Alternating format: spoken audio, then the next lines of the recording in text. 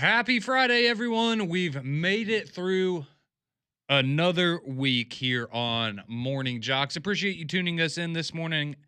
Conrad Van Order, Damian Mitchell here with you for a bit this morning. We'll just say that. We'll be with you for a bit this morning. But hope everyone, know a lot of you probably had yesterday off. Kind of maybe you took an extended weekend, so a lot of you enjoying a 4-day weekend. I know some of you, like us, you worked yesterday, so this is just another normal Friday for you, but we have that, and Damian is wearing an Alabama shirt. Roll Tide. You're wearing an Alabama hat. Yes, Wait. I am. Yeah. We're big Alabama fans. Okay, so we're doing that today. Are we not? No. They're in my top 10. Yep, they are in your top 10. Well, they're in my top 1, so I'm just giving you a hard time, yeah. But I'm Damian, doing it for Deacon, man. Yeah, well, I don't know if, when you wear those kinds of things, it gets people's hopes up, though. I just want you to know the platform that you're on and when Understandable. And what you're going through specifically right now, and when you wear something like that, people are going, he made a decision, and you haven't, right? No, not yet. No, I like the NIL packages and some of the recruiting stuff that the schools have given me and some of the fans have given me. So I make sure I represent. That's right. It's the old you're keeping everybody picture. interested, and so they're throwing a little something your way, so that You never know. Yeah, it's great marketing. Yeah, you're just dragging them all along right now, right? I wouldn't say that. I'd say I keep my options open. Okay. You have any an update for us later on anything with your fandom? Have you been swayed at all this week? Nah, man. Just the typical.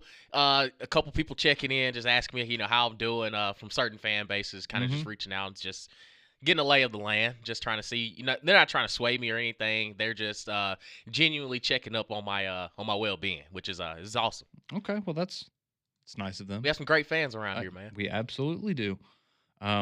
You're wearing one of them right now, but it's okay. They're in your top 10. They're under consideration. I understand. You've got a process, and you have to go about that process. So, I just don't want an Alabama fan to turn on our YouTube stream today and go, man, I can't believe it. I'm so excited for Damian to be an Auburn fan. They call into the show, and they're talking to you about, all right, we got to get you down to Tuscaloosa this year. We got to get you.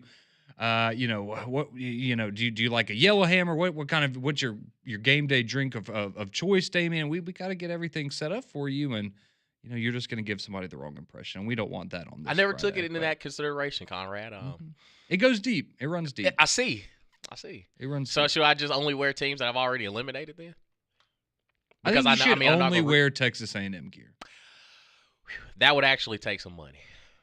But the crazy thing is, because we got gear sent to us from a Texas A&M alum, and still hadn't broke it out yet, but maybe I can move my pride to the side just at least for one day. Mm-hmm. That's easier said than done. Well, you have to wear it on April Fool's Day. Right. Just save it for that next year. Yes. That might be a good time. I will get as much Texas A&M gear and rock it for April Fool's. Perfect. All right, so April 1st, tune in next year to see Damian in Texas A&M gear. All right, we have a good bit of stuff to get to today. Of course, we also have the College World Series going on this weekend, so want to dive into that a little bit, as well as what you may have missed from last night.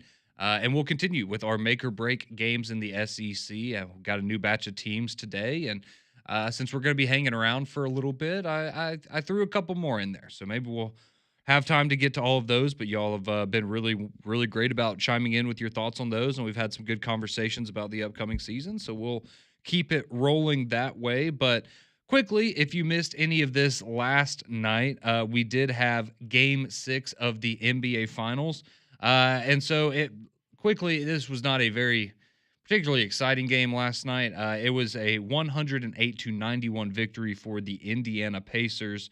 And that comes with the caveat that Oklahoma City outscored Indiana by 13 in the fourth quarter. So they were outscored by 13 in the fourth quarter and still won by nearly 20 points. So that just kind of lets you know that it was Indiana's night all the way last night there, as they were at home for Game 6, win or be eliminated situation. And you had Tyrese Halliburton, who we weren't sure if he was going to be able to play or not, but he ends up being available. He plays 23 minutes last night, so fortunately didn't have to go for an extended period, but he had 14 points, 5 assists, and 1 rebound last night. You had Pascal Siakam. He gives you 16 points. Andrew Nembhard gives you 17 points. Obi Toppin gives you 20. So again, par for the course for Indiana, where everyone has to do their job, and they absolutely did last night. But for Oklahoma City, Shea only has 21 points. Jalen Williams was 16, a little bit different than the other night when they combined for over 70. And Oklahoma City just the first couple minutes of the game, Indiana couldn't hit a shot to save their lives, and you thought, okay, maybe the magic's gone. It is what it is. Oklahoma City, they've been the best team all year. They're just going to win. But credit to Indiana, they figured it out, and it was a really, really rough night for the Oklahoma City Thunder. Only shot 26% from 3, and now they find themselves going back home to Oklahoma City on Sunday for a Game 7, which, look, I don't care what you think about any sport. If there's a Game 7, I'm going to watch it. And so that's what you're going to get on Sunday between the Indiana Pacers and the Oklahoma City Thunder. And I saw this stat yesterday, and I think, for anybody out there that's, you haven't watched any basketball this year and you're like, man, I just never would have thought the Indiana Pacers would be in Game 7 of the NBA Finals against the Oklahoma City Thunder. So last night, the Pacers became the first team to ever have 8 individual players, all score 200 or more points in one postseason. So again, just goes to show you it takes a village for this Indiana Pacers team to go, and that has worked out very, very well for them this postseason. So it's been a fun run for them, Damian. I was glad to see they could get it to Game 7. I love Game 7s. I think we all do. And hopefully we have an all-timer on Sunday. We'll see. Yeah, and I think last night you kind of saw just how complete this Indiana Pacer team is, and whether Tyrese Halliburton was playing or not. When you got, Obi Toppin coming off the bench giving you 20, when you got TJ McConnell literally just all over the floor, like on both ends, making it hard defensively for Oklahoma City to make a shot, and then offensively just in clutch moments and just big time moments, he stepped up. And I think that for Indiana, you felt that desperation of they can go out here and lay down. If Tyrese Halliburton's not at 100%, they could say, you know what, we weren't there mentally and physically. We were kind of handicapped by Halliburton's injury. But they played like it was a Game 7. Like they played like this was the final game that they were probably going to be they were going to be playing. And I think just OKC offensively, they couldn't find any sort of rhythm. When Shai Gilgeous-Alexander's out here turning the ball over almost 10 times, I think the suffocating defense for Indiana, they play with a sense of desperation. And the biggest thing now is it has to travel. You have to play pretty much similarly like this or exactly like this to pull off a Game 7 because this is it. Like the NBA Finals, the NBA champion, like the championship comes down to a Game 7. Everything that you have, you leave it out there on the floor because there is not another game to get ready for. It's now or never. Absolutely. So, the NBA Finals, maybe at least on paper, the least exciting finals that we thought we were going to get. It goes to 7 games. And, it was a blowout last night, but generally speaking, the series has been very entertaining if you have been watching along the way. But Game 7 of the NBA Finals on Sunday night. And I know for a lot of you, you're just happy because that means that the NBA season is over and you don't have to hear about anything until about October. So that's what went on last night. And how about those Atlanta Braves? Don't look now, but they're giving you hope. If you're a Braves fan, they are certainly giving you hope because how about the sweep of the first place New York Mets? There we go. Can't think of a better time for the Atlanta Braves to pick up a sweep here as they take their 3rd game in a row against the New York Mets, 7-1 last night. Spencer Strider, by far his best outing this year since coming back from his injury. He goes 6 innings, only gives up 1 run, strikes out 8, gives up 5 hits, 1 walk as well. So his season ERA now has been lowered to 3.89. So that is the Spencer Strider that Atlanta Braves fans know, love, and expect to see every 5th day. So very good to see from him. The bullpen comes in. They do their job. They don't give up any runs. Clay Holmes on the other side for the Mets. He goes 4 2/3. Gave up 3 runs, 6 walks. 6 walks. I do not miss him. He was on the Yankees the last couple years. He was incredibly frustrating. He actually has been pretty good for the Mets this year. But yeah, 6 walks. That's certainly going to be a tough one for you to overcome if you are the Mets. But you scored a couple of runs off of walks in the 5th inning if you're the Braves. If Drake Baldwin and Ozzie Albies both walked in runs. You had Matt Olson, who gave you an RBI double. Drake Baldwin had another RBI single later on in the game. So, again, an all-around effort from the Atlanta Braves yesterday as they complete the sweep, and they now move to 34-39 on the season. So, I'm sure a lot of you out there still, let's get to 500, and then we can start to, maybe have a conversation about this season being turned around, but you're certainly headed in that direction. And the good news, if you are a Braves fan, is that you now get to go on the road, which maybe that's not the good news, but you get to go on the road to play the Marlins, who are not very good. So that is a good opportunity for Atlanta. If they could pick up another sweep, obviously that would be ideal, but an opportunity for Atlanta to continue with some of this momentum and hopefully pick up a couple more games in the standings. Because right now you are 10 games back still of the New York Mets in the division. But for a wild card standpoint, you are 5.5 games back. And that's really the number that I think you're going to be chasing if you're an Atlanta Braves fan this summer. So hopefully a sign of things to come for Atlanta. But they will take on the Marlins on the road tonight. First pitch there is going to be 6:10 from Miami as the Braves look to continue their hot streak. Also, quickly, I don't know if you saw this last night, Damian, but there was a little bit of a brawl last night between the San Diego Padres and the LA Dodgers. So there was so in the game, Fernando Tatis, he gets plunked by the Dodgers pitchers. Everyone gets fired up. It was about to get ugly. But Fernando Tatis, he got plunked. He took exception to it. This has kind of been a thing that's going back and forth between the Padres and the Dodgers for a while now. So naturally, the Padres then retaliate. And if you're playing the Dodgers and you're going to retaliate, who are you going to hit, Damian? You're going to hit Mr. Ohtani. And that's exactly what they did. 100-mile-per-hour fastball right off the right shoulder. I mean, not going to hurt you like long term, but it's uncomfortable. That's not going to feel good in the moment there. So yeah, things got a little heated there yesterday. You certainly had some fireworks there between the Dodgers and the Padres. If you haven't seen it, just go on social media and check out the video. It's definitely entertaining, but they don't like each other. Safe to say. No, they don't. Not a big. It's been a rough. I think with the Heat, you kind of see it in the other sports. You got baseball having a little bit of an issue, a little bit of a scuffle. Saw it in the WNBA this week. Mm-hmm. Shout out to Sophie Cunningham. I didn't know the she enforcer. was built like that. Mm-hmm. That's Indiana knew what they were doing in free agency, man. They knew exactly what they were doing in free agency. But yeah, so last night you had that was the 5th time that Fernando Tatis has been hit by a Dodgers pitcher since the start of last season. So maybe there's a little bit of a trend. It is also the 3rd time that he has been hit by a Dodgers pitcher in the last week and a half.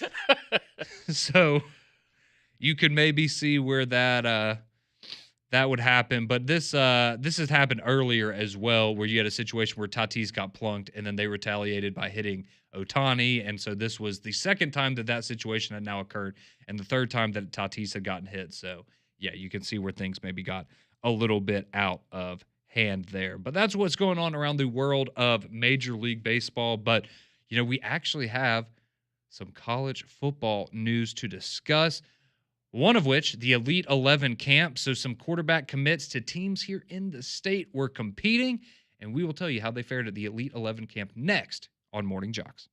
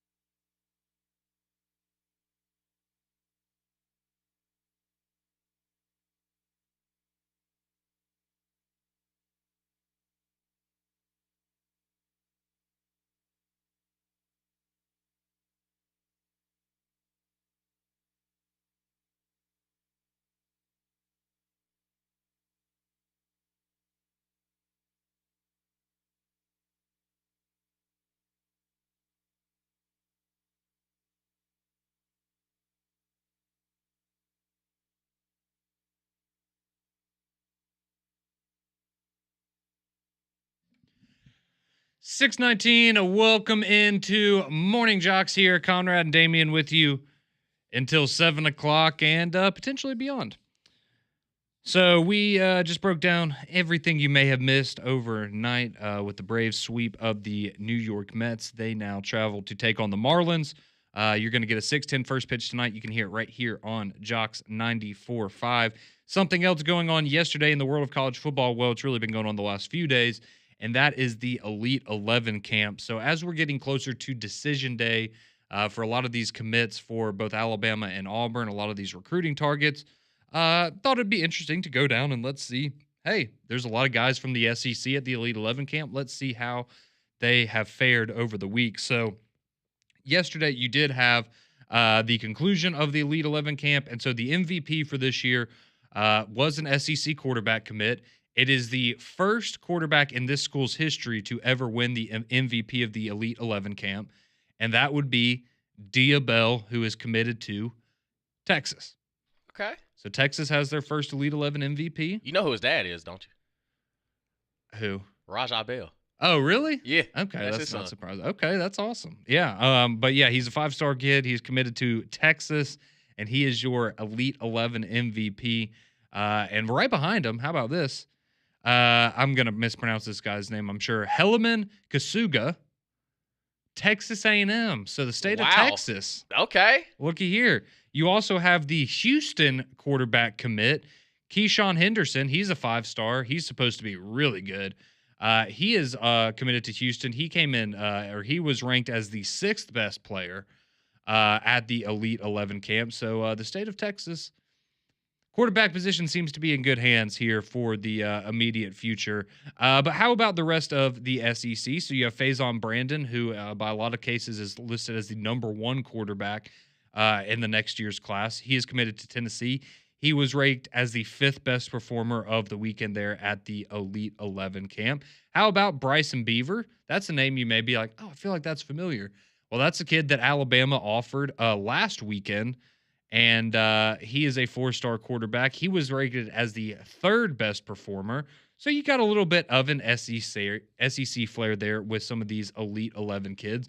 But how about the guys that Alabama and Auburn are hoping will be a part of their 2026 draft class? So that would be Landon Duckworth, if you're an Auburn Tiger fan, and that would be Jet Tamala, who gave a verbal commitment to Alabama earlier this week. So Jet Tamala, he was ranked by On3 Sports as the 10th best quarterback at the Elite 11 camp. If you go and you look at his stats for the 7-on-7 portion of the Elite 11 camp, Tamala finished 14 of 21. He had 4 touchdowns and threw an interception. So overall, I mean, a pretty solid performance there, and a guy that I think we all kind of expect, whether you want to just call it the Bama bump or something else, is probably going to get a little more attention now that he is an Alabama commit, and no offense, not an Iowa State commit. Let's just, be honest there. So he has a pretty good week there, Mr. Tamala does. And then Landon Duckworth, so he was not ranked as one of the top 11 performers of the weekend, but still he went 12 of 23, had 3 touchdowns, 2 interceptions during the 7-on-7 portion of the Elite 11 camp. So, some good impressions. I saw good videos of both of them at times making, really sharp throws. At other times you can tell, there's still some development to be done there. But still, Jet Tamala and Landon Duckworth. Landon Duckworth we're still waiting on. That's the kid that's deciding between Auburn and South Carolina, which I know that has some people rolling their eyeballs. But hey, kids like Shane Beamer, right? They do. Yeah, he's got the juice. He's got that energy to him. So we'll see what happens there with Duckworth. But Jet Tamala already announcing his commitment to Alabama, had a fairly solid week out there. But again, Dia Bell, the Texas quarterback commit, 5-star kid, he is your Elite 11 MVP for this year. We also have a little bit of recruiting news that we can share with you. So a couple of these guys were Alabama football targets, but they will now not be playing in Tuscaloosa. Well, at least for another year, because, they're probably going to transfer and get, disgruntled somewhere like most of these kids do these days. But you had 5-star safety Jet Washington. He had been deciding between Oregon, Alabama, and USC. and he ultimately lands with the Oregon Ducks. So that is where he is going to go. Bama is kind of battling with Georgia right now for Jaira Edwards, another 5-star safety. So maybe some optimism there if you're an Alabama fan that you lost one, but you're still in the running for another guy. But how about this with Jet Washington? You want to guess who his uncle was? It's not Denzel, is It's it? really unfortunate. No. Yeah, the last name would throw you off. It don't have the same last name. Oh, okay. He's an athlete. Well, unfortunately, was an athlete. Dwayne Haskins. Kobe. Dang. Yeah. So, but that's pretty cool. I mean, Yeah, that is dope. That's pretty cool. You're Kobe Bryant's nephew. But yeah, that's Jet Washington. He picks Oregon over Alabama and USC. And then you had Brandon Arrington, who's a 5-star cornerback. Some places have him listed as an athlete. But anyways, he had been in Alabama this past weekend when they were having their one of their big recruiting weekends. But he chooses Oregon over Texas A&M. So Alabama wasn't really in the mix there at the end. But he chooses Texas A&M over Oregon. So a big day there for both Oregon and Texas A&M as they both pick up some 5-stars there in the secondary. So are you saying that Alabama's struggling in recruiting right now? Is that the narrative that you're pushing? No, I think they're still doing quite fine. Oh, I got you. I mean, you were worried last week. I was not. Oh, that wasn't you. No, that was not. That was not me. But it's like, okay. I mean, the Arrington kid would. I mean, again, these both would have been good kids to have, but right. You're trending towards one 5-star safety and Jaira Edwards, so you kind of went a different direction there, and you've already signed Edmonds, who's a 5-star cornerback, so you kind of gotten these things taken care of. Again, the more the merrier, but you ain't lost no hope. You tell me, Mr. Alabama. No, not at all. Not at all. I think their recruiting process is absolutely phenomenal right now. Mm-hmm. They're just heating up. You like that they're getting quarterbacks out of the state of Nebraska? I mean, we're just going after the best players, man. They're playing chess, not checkers. Exactly. Everyone else is out here. We got to get the best kids from Texas and California and Florida. Nah, give me that kid from Omaha. Just give me the ballers. The heart of America. Just give me the ballers. I don't care where they're from. That's right. That's absolutely right. So that's a little bit of recruiting news, a little bit of what's going on with the Elite 11. We do have a little bit of an update on the college football playoff, but we can save that for later. We're going to be with y'all for a little bit this morning, so we'll dive into that a little bit later on here in the morning. But just wanted to share some, I'm ready to actually talk about the performances on the field more so than all of the other things going on in the background and the debates and the negotiations and, oh, this conference doesn't like this. Oh, yeah, none of them like each other, right? They all are looking out for their own best interest. We all know what it is. Can we just play some dang football and let it play it out on the field and see what happens? I'm so ready for that. So a little bit of that information for you there. But if you haven't been listening or you're just now getting to tune into the show for the first time this week, we have started doing a new little exercise here for the last few days where we go through, we pick out the make or break game for different teams around the SEC. So this is just looking at their schedule. What game can be the most impactful for their ultimate goals of the season, whether that's getting to a college football playoff, getting to Atlanta to compete for an SEC championship. It's not going to be the game that maybe is going to have, the best helmet matchup or, which game do we think game day is most likely to go and be at? It's what game, when you consider what a loss would mean, what a win would mean, how that would change each team's season. We try to go through and break those down for you. So we'll do that next. Make or break games for more teams in the SEC. How about the Tennessee Volunteers? Damien's old flame. That's next on Morning Jox.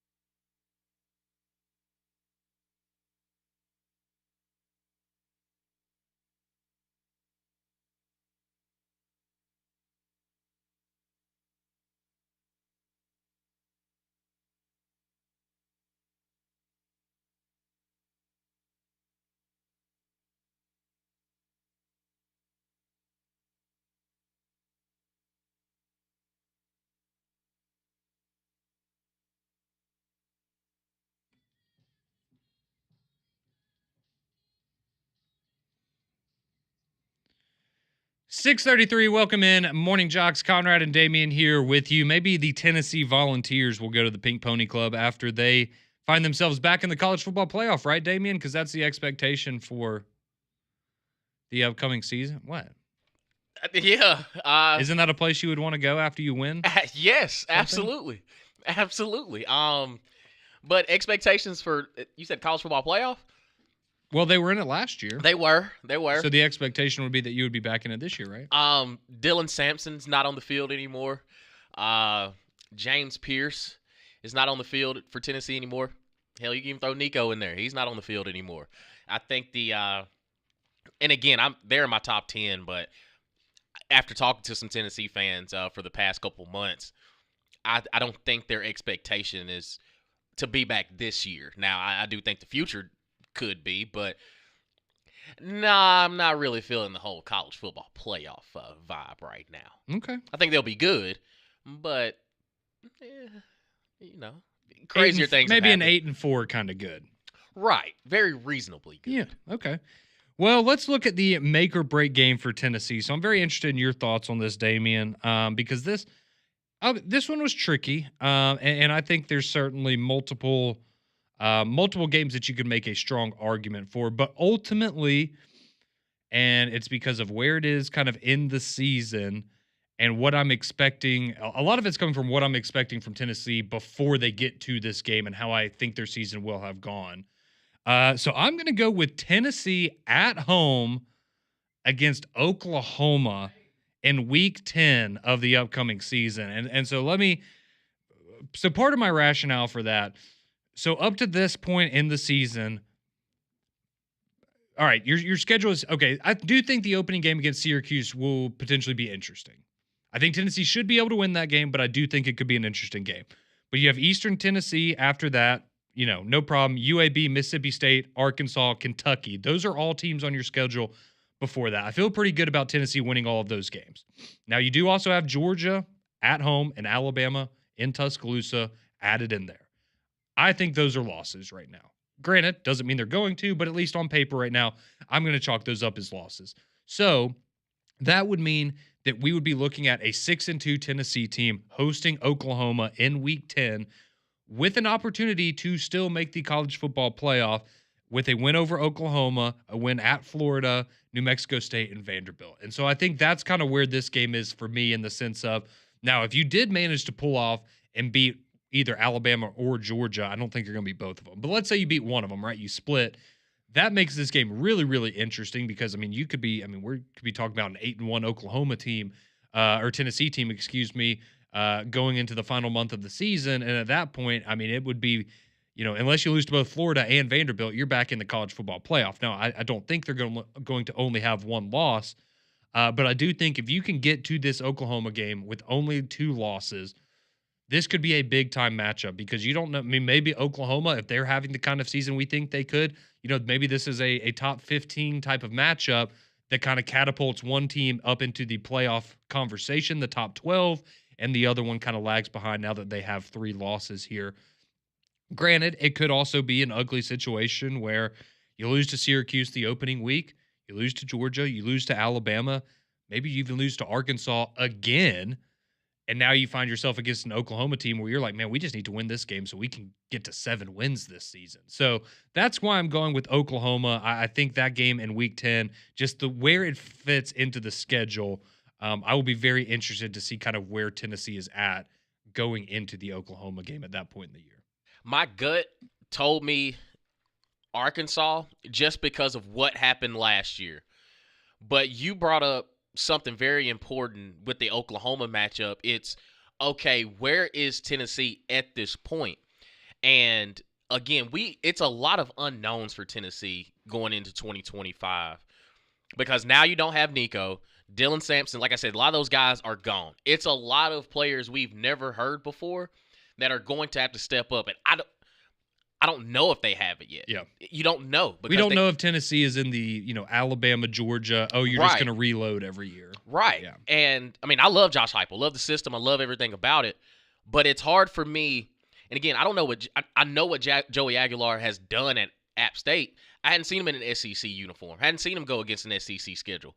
And when you brought up the Oklahoma game, it's almost like that fork in the road of are we great or are we just pretty good? And I think that game is kind of the barometer of, okay, yeah, this Oklahoma team, they're not, because last year that was the first game where you started to question, okay, is this team unraveling? Because Jackson Arnold was shaky. They put in Michael Hawkins Jr., but it was too late. And Tennessee was kind of the beneficiary of, y'all still got some stuff to figure out. We'll take this win. I was about to say, we thought the win at the time was more impressive than it actually ended up being in reality. Right. Yeah. And now when you get them the first day of November, it's not, what did Brian Kelly say? November is for contenders. Mm-hmm. And at that point, that sets the stage of what the rest of the season is going to look like. Now, you hadn't beaten Florida in almost 20 years down in the swamp. Yep. So you need as much momentum as you possibly can as you finish things out. Now, I mean, you get Vanderbilt at home, but Diego Pavia tells you they're going to run the state. But I still lean that Tennessee would handle their business at home. But that Oklahoma game can almost kind of on our exercise, make or break if you are going back to the college football playoff or you're going to be on the outside looking in. Yeah, and I think, the Florida game, you bring up a good point with that one. But the reason I didn't pick the Florida game was just because of where it is in the season. And at that point, I mean, who knows? Certainly, right, if you're a 2-loss or 1-loss Tennessee team in that game, it's a massive game, right?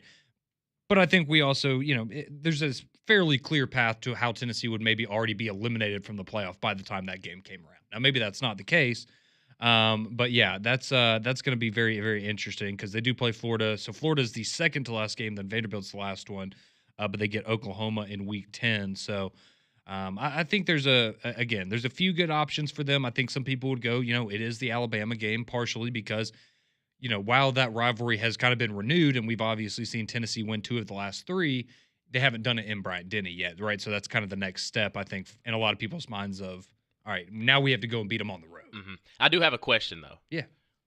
You say that, you lean the opposite team with Tennessee versus Alabama versus Georgia. If they were to get one, which team do you think they would get? I mean, I guess I would just. I mean, if I'm being honest, I guess I would go Alabama because they've shown that. Georgia game has been tough for them. It has. It has been tough for them, and I think the only thing that would make me lean Georgia in that conversation is the fact that you get them at home, whereas for Alabama you have to go on the road. But if we're talking neutral site, I guess who do I think they would have a better chance of beating this year? I think it's Alabama probably. Yeah, because you already have the confidence that hey, we can beat these guys. Yeah, but that Arkansas game, man, it's at home though this year. That helps, right? And it just you got to win that one. And because I think it's because I have I have a little more optimism when it comes to Arkansas because well, you like Taylor Green, you're very high on him, yeah. And if they're figuring it out, if they're rolling, man, I saw it last year. I don't know how they did it. I still can't wrap my mind of how they did it, but it can be done. Mm-hmm. Where when I look at their win against Alabama last year, them being at home does help. But when you really look at the game, there were some inconsistencies from Jalen Milroe in the offense that Tennessee capitalized on. No, not making any excuses, but it didn't feel like the 2022 win where you looked and was like, yeah, ain't nobody stopping that offense. No, a lot of last year was just Alabama beat themselves in a lot of ways, right, in that game, yeah. And then they had Georgia, but it kind of felt like they were more surprised that they were in it instead. They were playing not to lose at certain points. Mm-hmm. And I don't know if this team is going to be good enough to play like that anymore. Like, you have to just come out guns a-blazing. That's a good point, yeah. No, you got to come out guns a-blazing. And when you have leads on certain teams, it's very similar to Auburn where they would have leads and it was just, why are we getting so... It's like you got to play like you've been there before. You almost forget, right? That we can win these games. Like Tennessee, Georgia felt like Auburn, Missouri last year where, okay, you're up double digits, but it still doesn't feel comfortable. Yeah. Like, I just feel like there's something's going to happen, and it's, oh, here we go again. And it's very similar to how Georgia has... it's very similar to how Alabama has Georgia, where psychologically it's, how can you have the better team going into it and still find a way to lose? Yeah. And, we've seen it with Alabama and Georgia where it's like, man, you got them one time, but every other time that I've seen it, it's dang, y'all really just cannot beat these dudes. Like y'all just can't. You handle your business with everybody else, but it's that mountain that you have on the other side. And Tennessee is almost they're not in the gutter anymore, but they're also not at the big house. They're just kind of like they're there, but it's almost like let's just take a peek. You get a look around and then come back out. Like go back out with the homies. It's almost, yeah. And I would compare, I'm not like comparing the programs, but the situation reminds me a lot of, almost like Penn State in the Big Ten, where it's like, we know they're good, right? But, can you beat Ohio State? Okay, well, come talk to me when you beat Ohio State, right? It's like that kind of a conversation, I feel like. So who's your make or break game for Tennessee? Is it Oklahoma? Do you agree with my prediction there and Damien's insight as well? Do you think it's the Alabama game? I know some of you are going to say Florida probably. So we'd love to hear from you. 205-834-9450 on the courtesy GMC text line. And we will hear from you next on Morning Jox.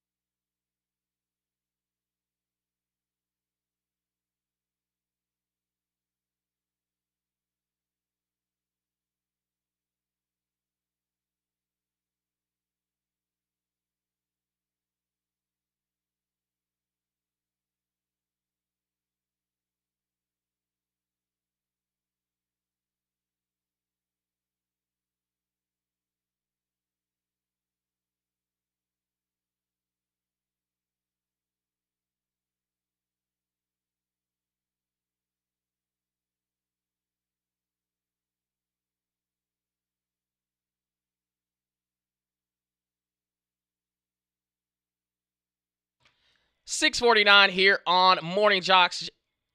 Damian Mitchell, Conrad Van Order, here with you for a few more moments. Actually, we're going to be with you for 3 more hours because we also will be filling in for McElroy and Cubelic in the morning. So you don't want to miss that.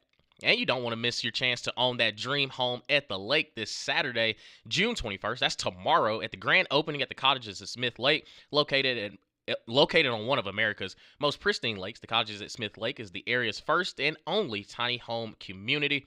Only 50 acres of woodlands on the peaceful, quiet west side of Smith Lake, surrounded by the Bankhead National Forest. Over 120 home sites to choose from, each with beautiful lake views and your own choice of a custom cottage up to 6 unique models. The Cottages at Smith is a beautifully planned community with amenities like gated access, boat ramp, community dock, saltwater swimming pool, lakefront picnic area, walking trails, and more. And it's all walkable and golf cart friendly. Don't miss your chance for your perfect lake cottage around your Don't miss your chance for your perfect lake cottage at the grand opening tomorrow, presented by Joseph Carter Realty. Come out and enjoy catered food, live music, and golf cart tours of home sites. That's opening day tomorrow, June 21st at the Cottages at Smith Lake. Reserve your spot now, or for more info, call 256-747-7459. That's 256-747-7459, or visit their website at thecottagesatsmith.com.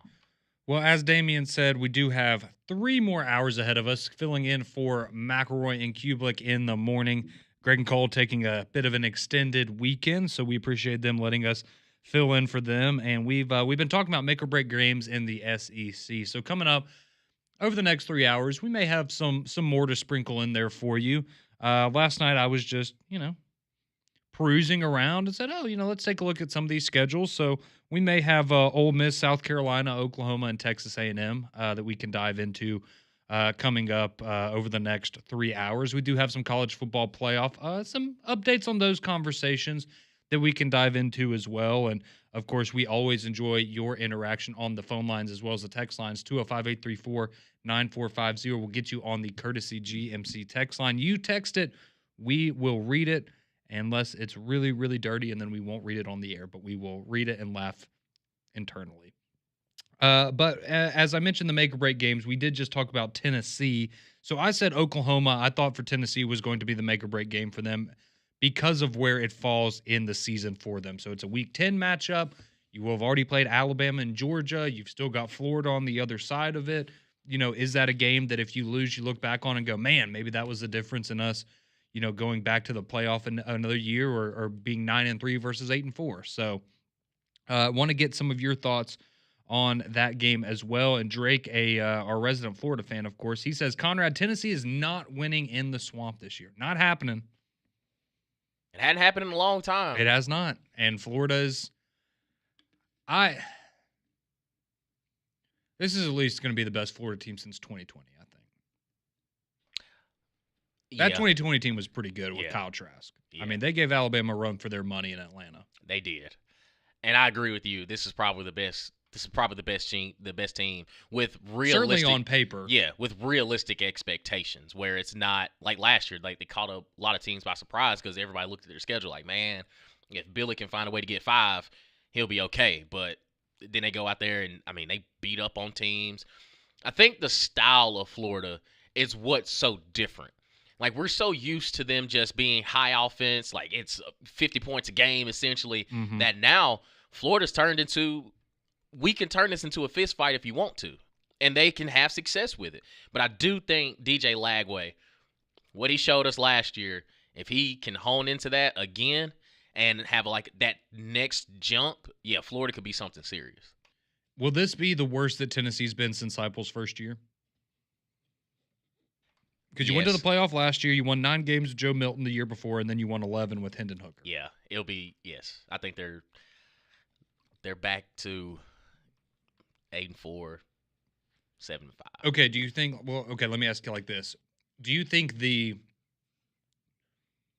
maybe the best case scenario for Tennessee this year would be similar to the Joe Milton year? Yes. In terms of what the team was? Yes. Okay. Because if you really watch that 2023 season, it's, man, if Joe Milton could have hit a hitch route every now and then, they look completely different. because it wasn't the arm talent that they were. It was just the accuracy.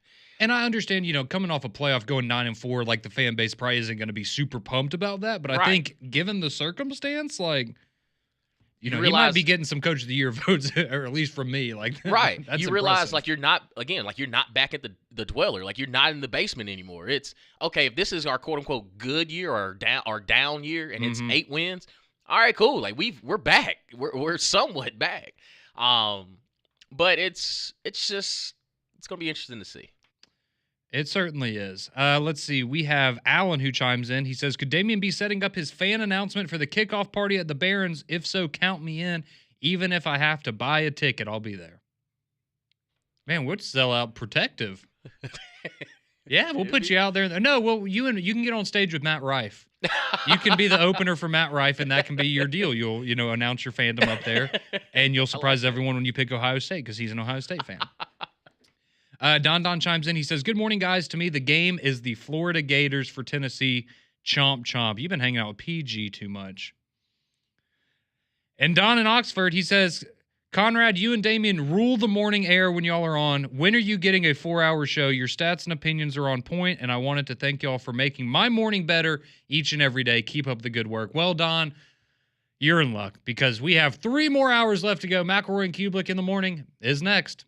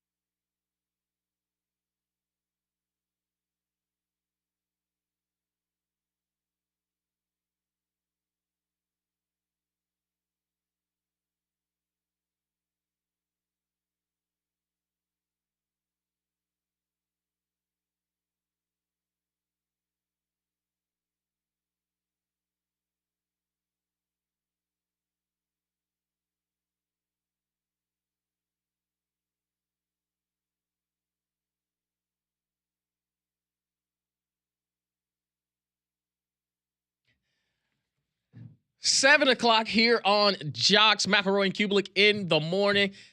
But you don't hear Mac and Q. You got Damian Mitchell, Conrad Van Order, John Saber filling in for the guys this morning. They're enjoying a little extended vacation, I guess you'd say. Had a holiday yesterday. Took some time off. I know Greg's probably blasting some country music down at the lake. I'm sure he's having a great time. Cole's definitely still watching tape. He woke up this morning, went straight to it, probably breaking down some probably Vanderbilt film after what Diego Pavia's been talking about all week. Absolutely. So we'll try to keep the show afloat today. We appreciate y'all as well hopping in with us. 205-834-9450. Text in, call in, have some fun with us. And something that we've been doing on Morning Jox is kind of having some discussion with make or break games for teams in the SEC. And we started off with Alabama and Auburn. For Alabama, we had the trip to Columbia, South Carolina, and for Auburn, we had Texas A&M. And I think when we look at, especially now as we get closer and closer to SEC media days, fall camp opening up, and just kind of our expectations and where we think these teams are. And what we saw from South Carolina last year is very similar to how we discussed Florida of, okay, well, we didn't really have expectations for you to be, 100% honest. It was, okay, well, they could probably find a way to, have 7, 8 wins and be very reasonable. Mm-hmm. But I think now, because of what we saw last year, when we look at, how close that South Carolina-Alabama game was last season, you kind of look at that trip to Columbia for Alabama and say, hey, if you're not playing at 100%, you're not on your A game. This team has shown that they're talented enough not just to, stay in the ball game with you, but they can beat you. And similar to Auburn on the opposite end, where you've kind of felt like the season was, it's just, okay, well, we'll see how it goes. Mm-hmm. But then the last home game of the season, you knock off a Texas A&M team, which literally had everything to play for, and you take them into a 4-overtime thriller, and you end up winning that ball game. So it wasn't the season last year wasn't what you expected it to be, but you had some bright spots. So now going into 2025 with everything you've done in the portal and all the guys that you've brought in, and you've had, in my opinion, addition by subtraction at the quarterback position with Peyton Thorne being gone. No offense to Peyton, but now it's Jackson Arnold. If he takes that next step, you look at a game like Texas A&M, and it's going to tell you exactly where this Auburn team is and how the rest of the schedule looks out for them. Yeah, I mean, the Texas A&M game is I almost feel like every year for the last few years, that's been a game that we've looked at and said, man, this could be the, if Auburn wins this game, maybe this catapults them forward. And if they lose it, it's maybe not going to be a big surprise, but, these are kind of the coin flip games for Auburn the last couple of years that they've struggled with. And to their credit, you mentioned it, they did get that huge win in overtime last year, one of the more exciting games, honestly, of the regular season in all of college football. But now for this year, you played them much earlier in the season. And I think that's, again, when we were talking about these make or break games, as we're going to talk about throughout the show today, it's more where these games fall in the schedule as opposed to, I think we all know the Alabama-Auburn game is going to be the biggest game for us and our listeners every single year, right? So that's like a cop-out pick. But for Texas A&M and Auburn, you look at where it falls in the schedule for them. I think the Baylor game, and we're starting to hear this from our listeners more, is I'm starting to get a sense that maybe there's a little bit of concern creeping in there. Not in the sense that, Auburn's going to go in there and get destroyed or anything like that. But I think people are starting to realize that Baylor's pretty good, actually. Mm-hmm. And they have one of the better quarterbacks in Sawyer Robertson in the entire country. But getting past Baylor, you have Ball State and South Alabama. Those are wins. But you have the Oklahoma game that's on the road, and that's how you start off SEC play. And then after that is when you have Texas A&M. But A&M is sandwiched in between Oklahoma and Georgia games. Right. And that's where for Auburn, that stretch of games is going to be so critical because, the Oklahoma game, we expect both of these teams to be better, but it's more a situation of, okay, Oklahoma got the better end of you last year because of an untimely interception. But how much better have both of these teams gotten? And I think that's the interesting thing with this matchup is both teams were, disappointing last year, but we expect them to be significantly better. So it's kind of a good test there. But then for Texas A&M, if you lose to Oklahoma and then you lose to Texas A&M, that Georgia game that I know a lot of people are excited about being in Jordan-Hare, and maybe this is the year you get it done.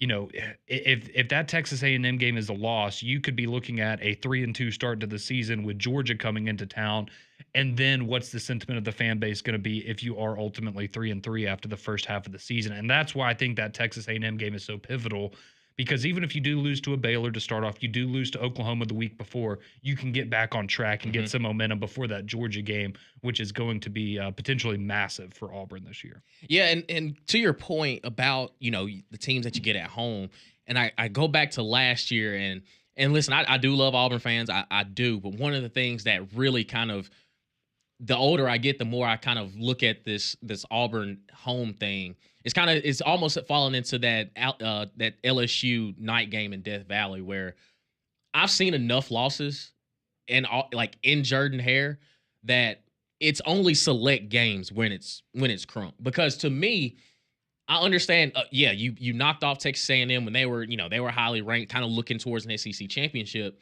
But I also saw you lose to Arkansas. I also saw you lose to Cal at home, and it's New Mexico State. Yeah, but that was 2 years ago. That was. Oh, we forgot about that one now. No, I okay. Try not to add insult to injury, but no, but like it gets to a point where, man, okay, I understand that. Okay, the last time you played Georgia in Jordan-Hare, it was a lot closer than a lot of people expected. Absolutely. It really was. But if you really look at that game, outside of that Peyton Thorne long run that they had early on in that ball game, they weren't able to run the football. And again, that was 2 years ago. And even last year, I will say they gave Georgia enough of a fight, but then they still couldn't get over that hump. Yep.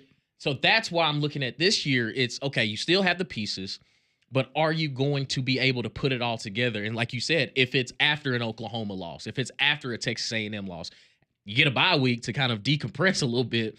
And as soon as you get off that bye week, you got Georgia. And again, I'm not sitting here saying that I don't think Georgia's not going to be one of the top teams in college football. But even I have my reservations about Georgia coming into it, because I don't know what Gunnar Stockton can really do. Now, he did fairly well, but he also had to play it wasn't like he had an easy game to kind of get his mind right and just ease into. It was the SEC championship, the second half, and the college football playoff. Well, okay, tell me if you agree with this. The version of Gunnar Stockton that you got, I will say, in my opinion, if you get the same version of Gunnar Stockton that we saw at the end of last year, we don't see much development from him. I don't think that's good enough for Georgia this year. I agree 100%. And that's the same way I looked at Carson Beck when it was like, well, Carson Beck is hurt, and yet the offense still looks very similar to what it looked like when he was playing. And it's no offense to Gunnar Stockton, but I do think that receiving core that Georgia had absolutely, didn't help. Yeah, they absolutely, they had the most drops in FBS last year. They were bad. But they also addressed some of those needs in the portal and, through recruiting and things. They did. But also, I don't know if Georgia has reached that status of they can just roll the ball out. We're Georgia, you're everybody else, and you're not Alabama on the other side, so we can handle their business. We should handle our business. Yeah, I mean, to be fair, I don't know if anybody can do that in college football anymore in this day and age. We've kind of gotten away from that. But no, I mean, the Georgia game is so interesting, and that is going to be a massive game. But, going back to Texas A&M for a second, I think what's so important about these games, it's the same thing with Oklahoma. It's the same thing with Baylor. It's the same thing with, an Arkansas team that beats you, right? These are the games that you need to start winning. And if you don't win them all, no one's going to hold it against you. But no one's going to, if you lose to Georgia, now granted, okay, if you lose by 30 at home, that's not going to sit well. But if you lose to Georgia by a touchdown at home, okay, it's Georgia, right? It's not the end of the world. Same thing with Alabama. Now, is it going to hurt because it's a rivalry game? Yes, but it's Alabama, right? If you lose that game, it's not, oh my gosh, I can't believe we lost that game. It is what it is. But when are you going to get to a point as a program again where these Texas A&M type games you feel really confident going into them? Again, doesn't mean you're going to win them all, but you have to start proving that you can win these games on a consistent basis. And I mean, that even considers the Arkansas of the world, the Vanderbilts of the world, right? And these are the types of games that you can't, in year 3 of Hugh Freeze, when this is the year, we have the talent, we put the money into the roster, we have the culture established. This is the time for us to shine. You have to win those kinds of games. And I think getting those early on, we are going to be able to figure out a lot about what Auburn really is capable of this year in the first half of the season. I think by the time that Georgia game rolls around, we will have a pretty good idea, obviously barring injuries, of what this Auburn team can or cannot be. And that Texas A&M game could be a pivotal moment for them to show, all right, we can do this in SEC play. We can be more consistent offensively. And then that catapults you in the rest of the season. Because once you get out of the Georgia game, I mean, you have Alabama, but the rest of the way should be smooth sailing, right? Arkansas, Kentucky, Vanderbilt, Missouri, we don't think is going to be quite as good. Mercer, you should be able to handle your business in all those games except the Alabama game, which I think is more of a coin flip. So you need to make a good statement to start the season because, yeah, it'll be nice if you rattle off 5 wins in the back half of the season. But when people look back and go, man, we couldn't beat Oklahoma, we couldn't beat A&M, not to mention Georgia and Alabama, how confident are you really going to be about the progress that the program has made when you're still only able to beat the bottom feeders? Now, I do flip this around on the Alabama side of things because we saw them go to Death Valley, beat LSU. We saw them absolutely light up Georgia, but they did lose to Vanderbilt. Yeah, they lost those same games we were talking about for Auburn. Right, yep. And realistically, when you go back and kind of you've had almost a year to reflect, when you look at the losses that Alabama had, do any of the losses from last year give you any sense of worry this year that it could happen twice? Just the losses. Like what would happen? What would it take for a Vanderbilt to beat Alabama again in Bryant-Denny? Yeah. Okay. Well, that was the first one I was going to get to, and I think for that game, the reason that I don't have a lot of concerns about that game is at that point in the season for Alabama defensively, right? They still hadn't figured it out. And the Alabama defense that we saw the last 5 or 6 games of last season was significantly better than what you saw in the first half of the season. And so I think for that, plus having the game at home, I know you had a lot of Alabama fans in Nashville, right? But having that on top of just having that chip on your shoulder of we lost to Vanderbilt last year, we got to get revenge. That game really doesn't worry me. And you can, we can clip that and play that after they lose to Vanderbilt for 2 years in a row. But again, I think they're not going to catch you off guard like they did last year, right? And defensively, I think Alabama's going to be significantly better than they were at the start of last season. I think for the Tennessee game, that game, I just look at that as Jalen Milroe was bad. Fair. And that's maybe not fair, but I mean, he couldn't hit the broadside of a barn that day. I mean, that was the most inaccurate I'd ever seen him at Alabama. And then for the Oklahoma game, that would be the one that would give me the most concern. And again, with Ryan Grubb being there, that alleviates some of it because, again, I'm not saying you win that game last year if Ryan Grubb's the OC, but you scored more than 3 points. Like I feel very confident that you're going to be able to score more than 3.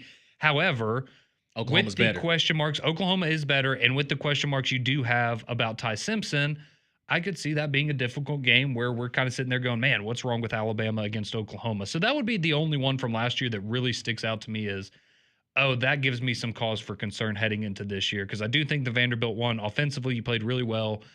Your defense just really, really crapped the bed in that one. And then the Tennessee game, again, you lost to a team that made the college football playoff by 3 points because your quarterback just had arguably the worst game of his career. One of them. True.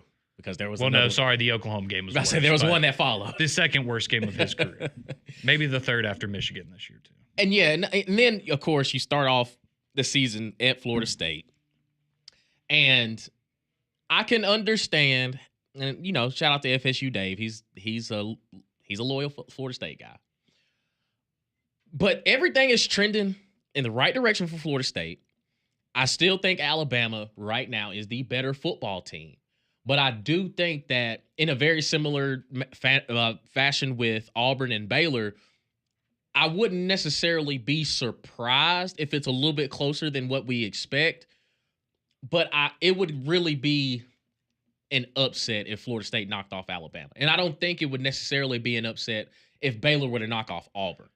Yeah, I think Florida State beating Alabama would certainly be a bigger upset than Baylor over Auburn. And again, I think this is an opportunity, and this would be a game that you would look at and go, okay, what's the difference from last year and this year, right? Is this a game where and it's the first game of the season. You have no reason not to be fired up, not to be locked in for it. But again, these would be one of those games that you look at and you go, okay, it's they're a competent team, right? We expect Florida State to be a lot better than last year, but I don't see anybody talking about, watch for Florida State in the ACC this year to make that comeback. Right. No, I think, the expectation is, 7-5, 8-4, get back on track there in Tallahassee. But that's the kind of game that Alabama, to be fair, struggled with last year. And so this is an opportunity to show that that's not going to be the case yet again this year. But, you do have to go to Tallahassee. It's going to be a good atmosphere down there. And Nick Castellanos, granted, he got benched at Boston College last year. He is the type of quarterback that we know can give Alabama problems at times. So, yeah, I think it would be a massive upset. I think Alabama's certainly a better team on paper. But if it's a game where maybe Alabama, let's say they win by a touchdown, that's probably going to give people a cause for concern. But I don't think it would be the biggest shock in the world if it was a pretty competitive game, because I think we forget Florida State they had good talent on their team last year. Just not a quarterback. A terrible quarterback. Yeah. Terrible. DJU. He thought location number 3 was going to be the saving grace, and it was not. Yeah, give me Jalen Milrow 100 times before I ever got to deal with the Location DJU. 4. He was in Fansville too. Come on now. He was in Fansville. Ice Cold Dr. Pepper here. Yeah, I was about to say, is that one of the worst investments that Dr. Pepper ever made? Man. Because he was the first one, wasn't he? I believe so. Plus, you noticed he didn't have a speaking role or nothing. They just had his picture up. So that should have been the clue right there. Yeah, I ain't think about that. I did. 205-834-9450. We'll take a look at some other teams across the SEC and make or break. And a team that was on the cusp last year.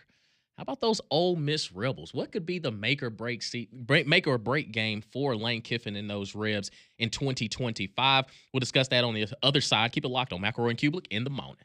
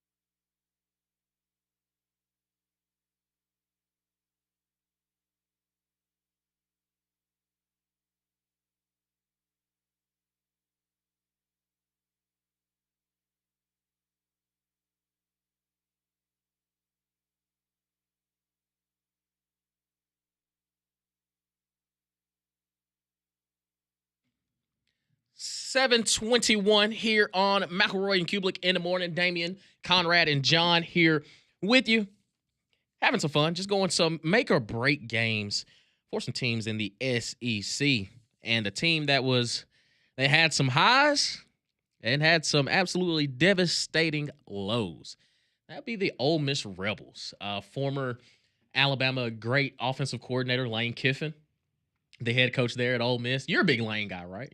I like Lane Kiffin. Yeah, you're a big Lane guy. And then the defensive coordinator for Ole Miss, old Pete Golden, somebody that you love near and dear. Ain't that right, Conrad? That's sure. Absolutely. But the expectation last year with the roster that they had, it was, we spent this time last year Playoff or bust, baby. Literally just like it would all have to just absolutely blow up for Ole Miss not to make the playoffs. Well, by God, did it not happen. Did it not happen. When you saw Ole Miss last season, Jackson Dart returning, the best defense that Lane Kiffin has ever had at Ole Miss with all those dudes. And then you saw the Kentucky game. And it's, wait a minute, this isn't supposed to happen. Mm-hmm. And then you go down to Death Valley. You're pretty much essentially fighting for your life, and one play changed the entire. LSU didn't have a lead until the final play of the game in overtime. End up losing that game, and then you go down to the Swamp with a team in Florida that was surprised everybody anyway, but they were pretty much on their last pulse, and you go down there and lay an egg. All they had to play for was to play spoiler, and that's exactly what happened. Yep. But in all of that, you found a way to be the more physical team against the Georgia Bulldogs and knock them off at home. So when you look at what's returning in 2025, what's going to be new for Lane Kiffin in 2025, I don't necessarily say it's playoffs or bust, but man, you cannot squander another opportunity. But I do think when you look at their schedule, start things off with Georgia State. And speaking of Kentucky, you got them week 2 in Lexington. Now, me personally, I don't think what happened last year is going to happen again.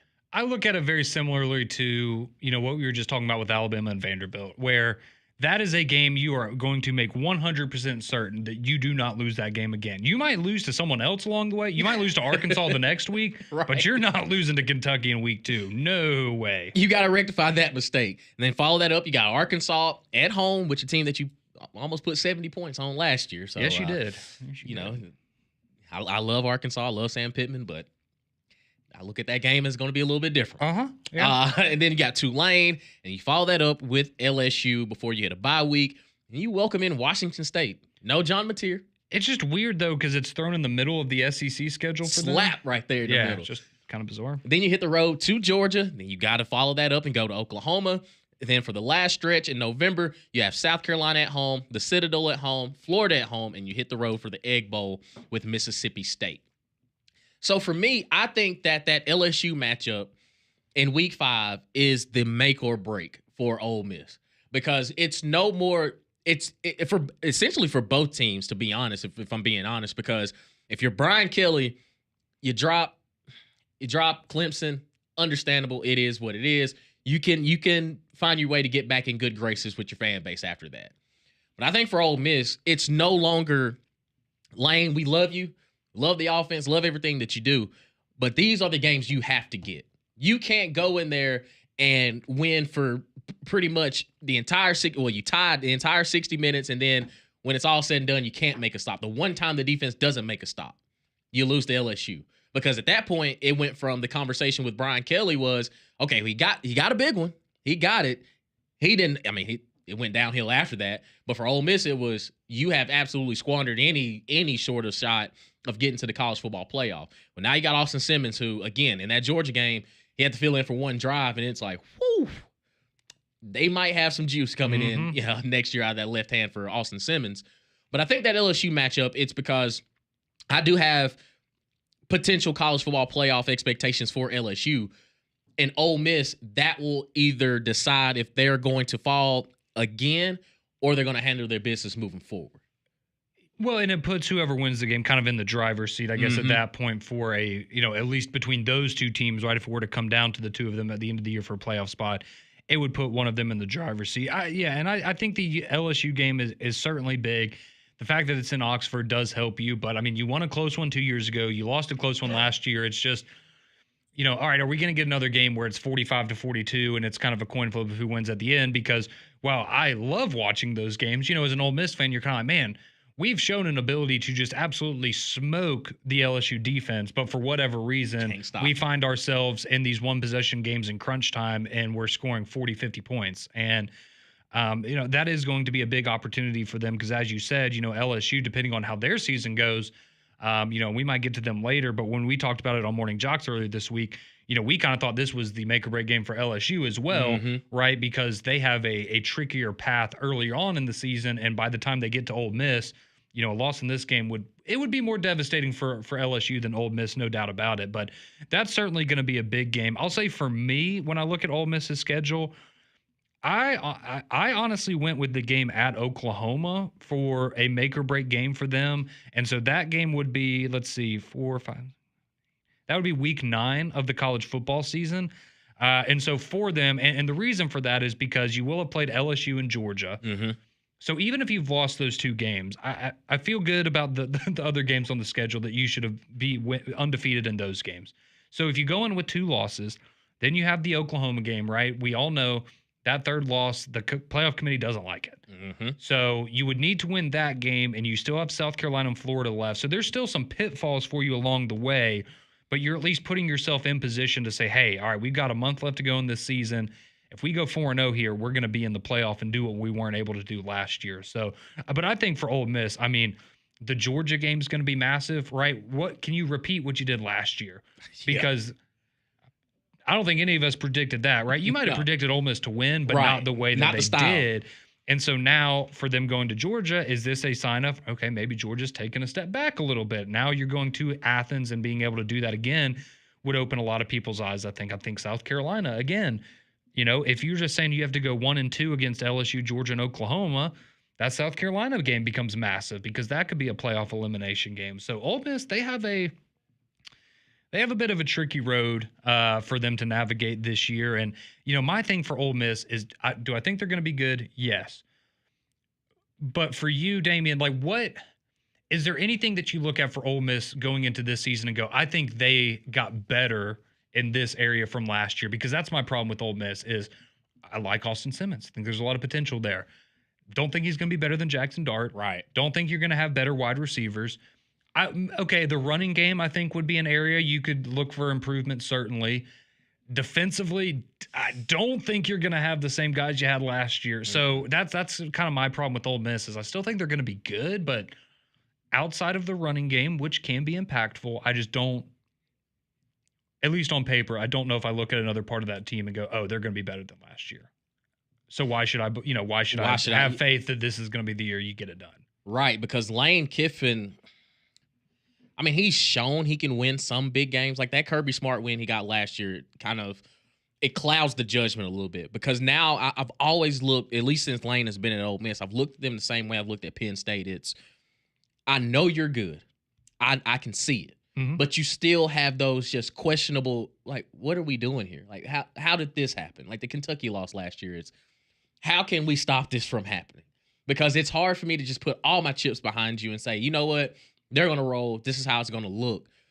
But to your point, I can't find a true spot where I'm like, yep, Ole Miss is they've definitely gotten better in this position. Because again, I think Austin Simmons has the most talent. He has a lot more talent than Jackson Dart, but I don't know if he has that comfortability where, I mean, it felt like Jackson Dart just knew exactly what to do, how to do it, and how it needed to be done. But even he had lapses as a quarterback where it's, man, you shouldn't have made that throw. Like, I go back to that Florida matchup last year where you got... Oh, at the end of that game, man. That was the worst. It was brutal. It was some of the worst decision-making I've seen him have. Yep. And it's, man, that's what Austin Simmons has to avoid. Because you've seen it even with Matt Corral a couple of years ago. It's, man, there's no way that this offense can be this high potent, this high falutin.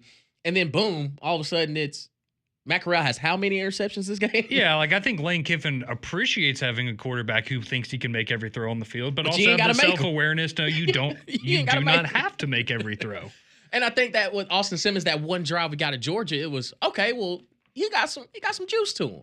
But I think for Ole Miss, it's kind of avoiding I can't even say trap games. It's just dumb games. Like I look at Kentucky as, no offense to Kentucky, I just look at it as a dumb game. Like how can you be better at every single position on the field and still find a way to lose? Mm-hmm. Like just still find a way to do it. Because it wasn't like Kentucky was. I mean, we saw the rest of we saw the rest of Kentucky the rest of the way. Hey, they almost beat Georgia.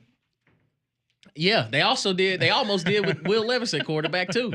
And you see how that looked. Well, at least in the NFL. But I think that for Ole Miss, you just cannot have those blunders. Like you just cannot have those. This game didn't go out how I thought it would. Because again, you blew out Arkansas, a team that just got done beating Tennessee. Remember what they did at South Carolina? Went to Columbia and beat the brakes off of them. Like, it's how can they find consistency? And I think that's the biggest question mark I have about Ole Miss is just how can you find consistency? And I mean, I guess it's just if you shoot more, score more. Just go out there and just score as many points as you possibly can and just say, hey, defense, slow somebody down, please. Yeah, and that'll work. Maybe not in the LSU game as we've seen, but maybe in the other games that'll work for you. But we want to hear from y'all, 205-834-9450. That gets you on the courtesy text line. Get your thoughts on some of these make-or-break games that we've gone through for Alabama, Auburn, Ole Miss. You have any other? Who's your favorite team? Who do you think their make-or-break game is going to be for the upcoming season? We'll continue the conversation next on McElroy and Cubelic in the morning.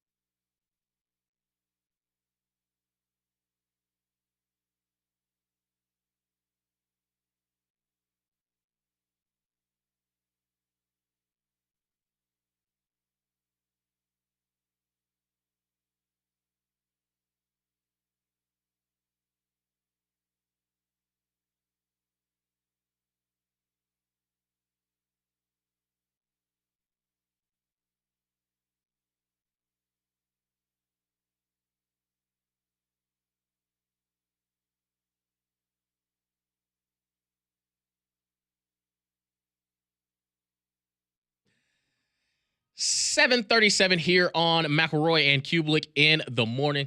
Damian Conrad and John here with you, filling in for the guys as we have a discussion on the make or break games for some teams in the SEC, going through Auburn, Alabama, talked a little Ole Miss, and a team that's really starting to come up. And a lot of, if you go back to our morning Jox discussions, is the Oklahoma Sooners. And I think a lot of it is because how bad it got last year, because Jackson Arnold wasn't successful. We'll just put it, quite frankly, he just wasn't successful. But a lot of things went wrong for them early on. And it was, their whole receiving core was essentially just decimated. Mm-hmm. But they ended up having wins against, the Auburns of the world, Alabamas. But you lose to Tennessee, which kind of we talked about earlier. Tennessee, you're kind of looking at it, okay, that win wasn't as impressive as it looked on paper that early on. But I think for Oklahoma, excuse me, do you realize real quick that, because I guess I hadn't really thought about this until I looked at it the other day. There are only 2 SEC wins last year were Alabama and Auburn, right? That's it. Dang. That's it. So good for them and Vanderbilt. Yeah. Absolutely. Until you said it out loud. But that's because it's like, okay, they didn't have a great season, but they beat Alabama. You're like, okay, sure, they beat a Kentucky somewhere. They beat Nope. Welcome to the SEC. Just Alabama and Auburn. That was it. And then when you look at this year, because of everything they've done in the portal, and it feels kind of similar to how Billy Napier was in Florida, where Venables knows his seat is on fire, essentially. Oh, yeah. Got to win. You got to win. Got to win this year. But he had the wins last year, or a win last year. It's like, hold up. We can work with this. And then Jackson Arnold hits the portal, goes to Auburn. It's like, all right, bye. We ain't going to miss you. Then you got Denzel Burke, who should be coming back, who is a firecracker. You put the ball anywhere around him. I promise you, he is a baller. Mm-hmm. And then you get Jay Nott out of the portal from Cal, and a guy that you're high on in John Mateer.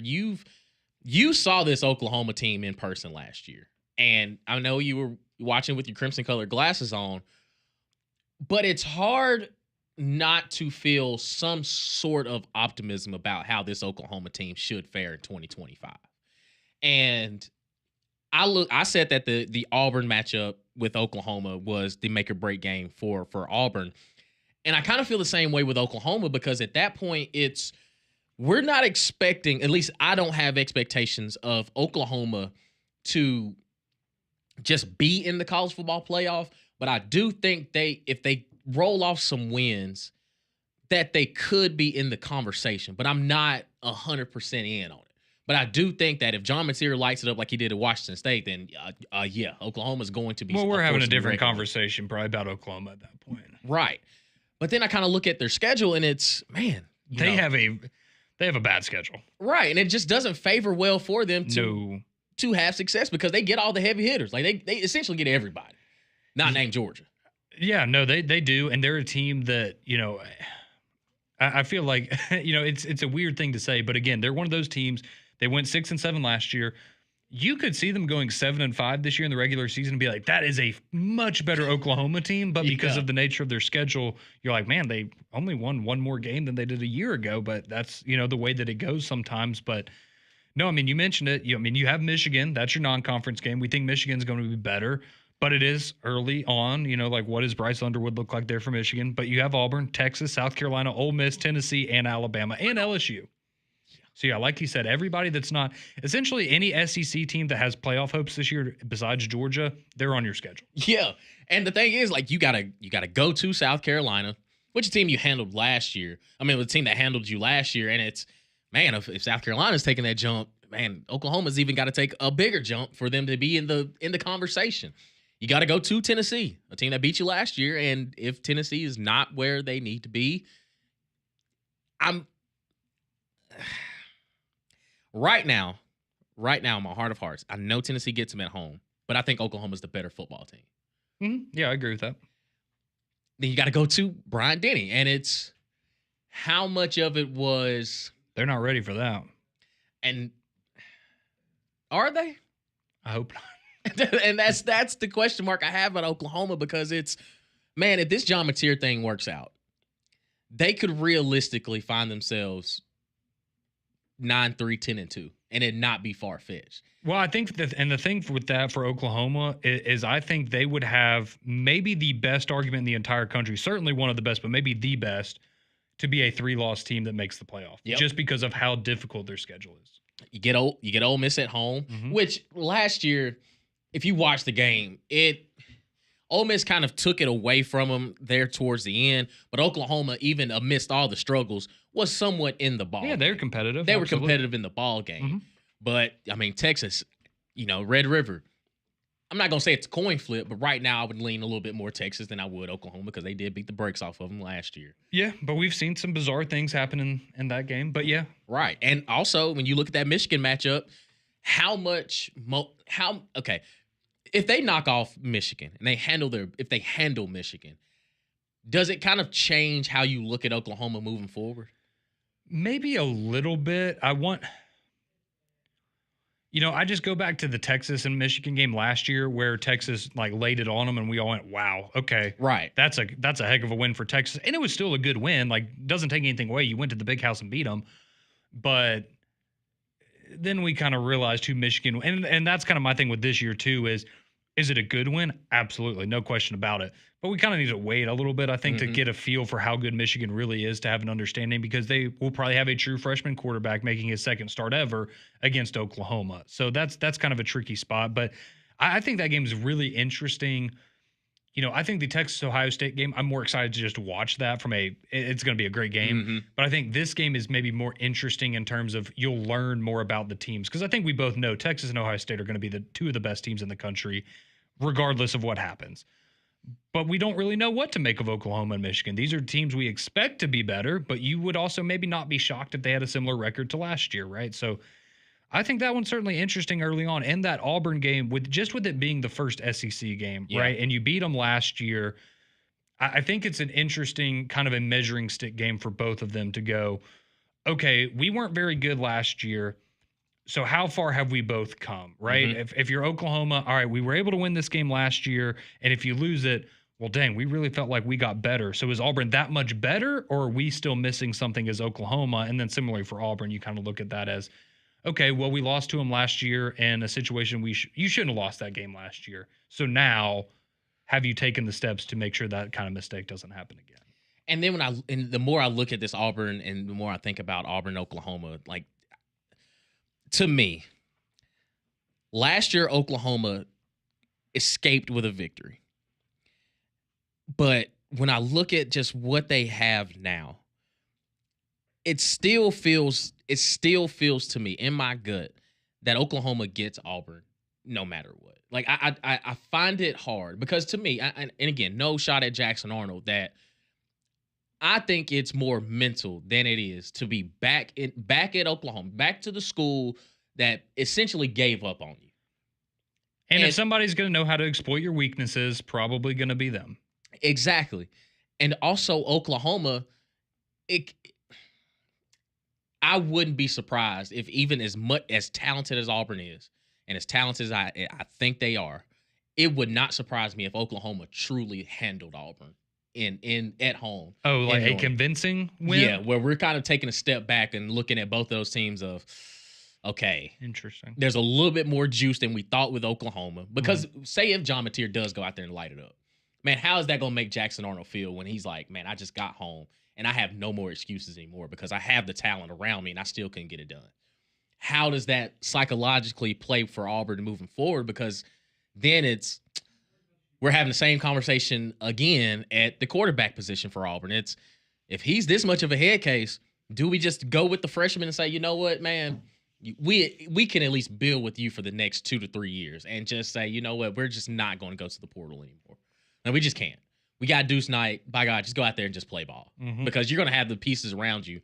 And also, again, I just like the game last year. It irks me so much that Auburn had all those opportunities to really put it away, and Michael Hawkins Jr. goes out and he's like, "Oh, this is my first start. Okay, cool," and play with no kind of. He threw caution to the wind. It's like, you know what? I ain't got nothing to lose. I ain't supposed to be in this position. All right, cool. Let's go out there and ball. But now when you got like John Mateer, which, I mean, you go back and watch him at Washington State. He makes half the throws that he was making at Washington State at Oklahoma.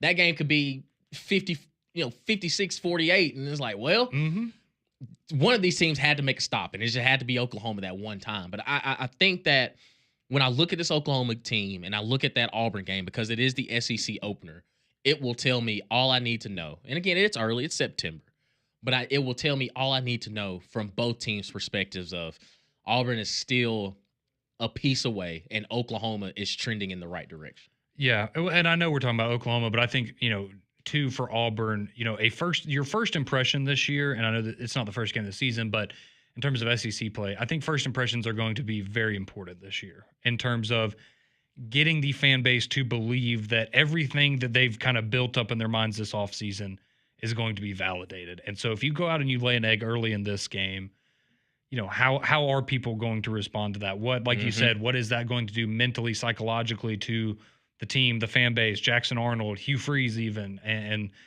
I think that's a very interesting angle to take in this game. Because, this is certainly going to be big for both Oklahoma and Auburn early on to get what will likely be a pretty good win on their resume. Absolutely. 205-834-9450. We see you on the text line. You can call in as well and discuss just what are the make or break games for some teams in the SEC. We'll hear from you on the other side. Keep it locked right here on Jox.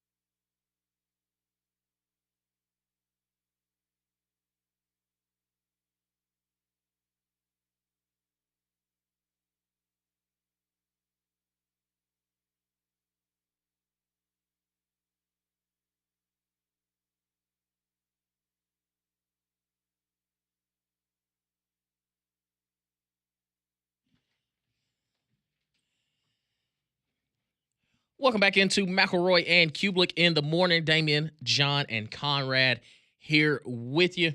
Getting your reaction on the Jox text lines, the phone lines as well, 205-834-9450. You can text or call in there. Drake, the resident Florida fan, he texted in. He says, to be honest, I don't know who has the tougher schedule, Florida or Oklahoma. Let me take a look at Florida's schedule now. Oklahoma, like I said, like we talked about, man, it is. Oklahoma's is brutal. And I mean, yeah, Florida's is tough. I guess, part of it goes to, do you think Michigan's going to be a tougher non-conference game or Miami? True. That'd be part of it. For Oklahoma, though, like, they don't, I mean, the non-cons, yeah, they got a little bit easier path besides Michigan. But when you look at just within conference, they got Auburn, Texas, South Carolina, Ole Miss, Tennessee, Alabama, Missouri, and LSU, where Florida, the only caveat, you got Kentucky in there. Well, I was about to say, and the thing for, when you compare these schedules, essentially is they're very similar. But again, who do you think is going to be tougher, Miami or Michigan? And then who do you think is going to be a tougher game, Alabama or Georgia? Because Florida has Georgia, Oklahoma has Alabama. Mm-hmm. Granted, Florida gets Georgia at home. Oklahoma has to go to Alabama. So those are really, I mean, they play a lot of the same teams. And again, if you're in the SEC and you think you have a shot at the playoff, probably on that schedule. Yeah. And I think for Florida, you sprinkle in a Mississippi State and Kentucky, like you got. Yeah, you got to mix it up a little bit. Whereas Oklahoma, it ain't looking too pretty as far as just when you look at the conference play. I would probably go, and I think part of this too is because Florida avoids Auburn. But I expect Auburn to be better. Mm-hmm. I would probably lean slightly Oklahoma. I also think for Oklahoma, that stretch at the end, they have Texas, South Carolina, Ole Miss, Tennessee, Alabama, 5 games in a row. I know Florida has a very difficult stretch earlier on in the season. That is a crazy stretch of games. Yeah. So, and 3 of those are on the road. Somebody else takes it in and says who has the hardest SEC schedule: Georgia, Kentucky, Oklahoma, or Florida. I'm just gonna say Kentucky because I think I look at them more internally as like, can they find a conference win? They got one against Ole Miss last year, so congratulations. But I look at it this year, and they have Zach Calzada as their quarterback too. Yeah, they really. I mean, again, they could pull off an upset, but I mean, Vanderbilt's the only SEC team they play that I think you would even really entertain them winning that game. I mean, they're not. I mean, Ole Miss, South Carolina, Georgia, Texas, Tennessee, Auburn, Florida, Vanderbilt. I don't see a win. Yeah, like that's the only one I could really have a conversation about. The rest of them, like, But you do get Texas Tech, or not Texas Tech, excuse me, Tennessee Tech, much different opponent. Tennessee Tech, Eastern Michigan, and Toledo. So, yeah.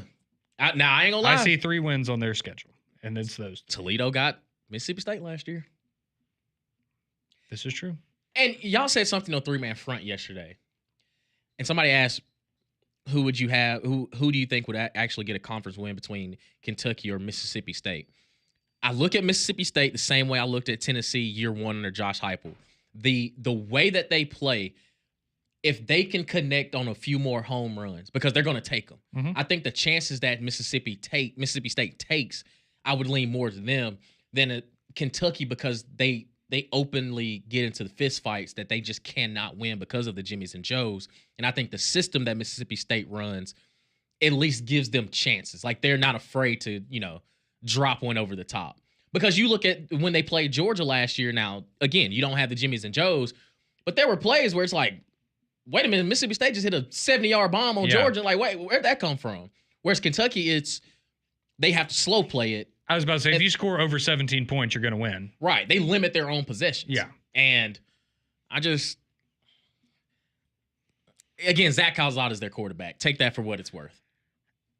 Yeah, don't know if you have a lot of reason to believe that that's going to be better than Brock Vandagriff or anything else that they've had recently. Yeah, they had Will Levis, though. He got him 10. They had 10 wins. He had 10 wins. He had 10 wins. In college. He was great in college. Good. How many No, he was good in interceptions did he college. have in that Vanderbilt game? I think 2 one year and then maybe like 5 the next. Who knows? More Mac and Cube next.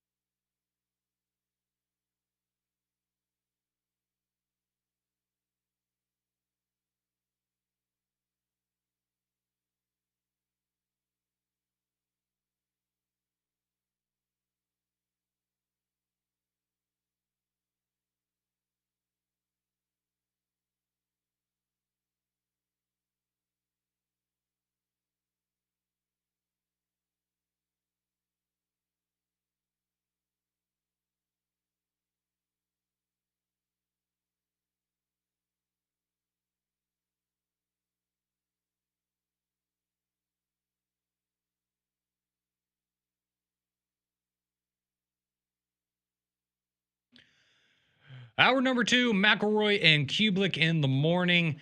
Greg and Cole taking a little bit of an extended weekend, so instead you've got Damian Mitchell, John Saber, and myself, Conrad Van Order. We're holding down the fort until 10 o'clock when we hand you off to 3-man front.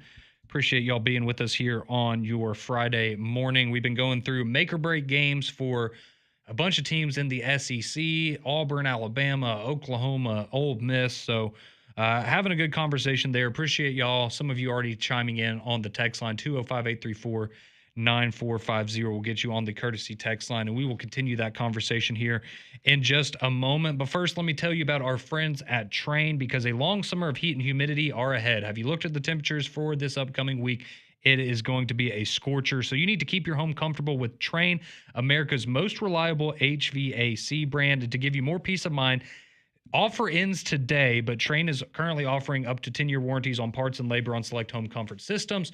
So if that's something that sounds up your alley, make sure you get in touch with Train today, because that deal is about to run out. To learn more about this offer and to find a specialist near you, you can go visit them online at train.com. 205-834-9450. Your texts, your calls, always welcome here on Jox. Let's go to the phone lines. Our buddy Larry's on the road. Wants to talk some schedules in the SEC. What's going on, Larry? Hey, guys. Enjoy the show. I always want to say, back in Q, better watch out for you fellas. I got some news for them. Hey, you better tell them. There you go. No, but last year, especially Conrad, I know you said you played ball, Damien, high school and college. I don't know if you played college, but a question is, and I'm just asking both of y'all. Now, last year when Alabama lost to Oklahoma, and I think you said, Conrad, you went out there, correct? Unfortunately, yeah, I was there. Okay, now, I know this is not an excuse. This is just factual. Mm-hmm. Okay, hear me out. And y'all probably made this point. I'm sure y'all have. I don't know if you have or not. But just think about it like this. When Alabama played Georgia and they just looked phenomenal in the first half and pulled it out in the second half, Mm-hmm. the next game they didn't even like they showed up against Vanderbilt. Same point against, I think Alabama played LSU and then went to Oklahoma. Is that correct? Yep. But I'm just saying, from the mental aspect of the game, especially you, obviously, Damien, too, mental makes as much or more of the game as it does physical, and I just wanted to point that out.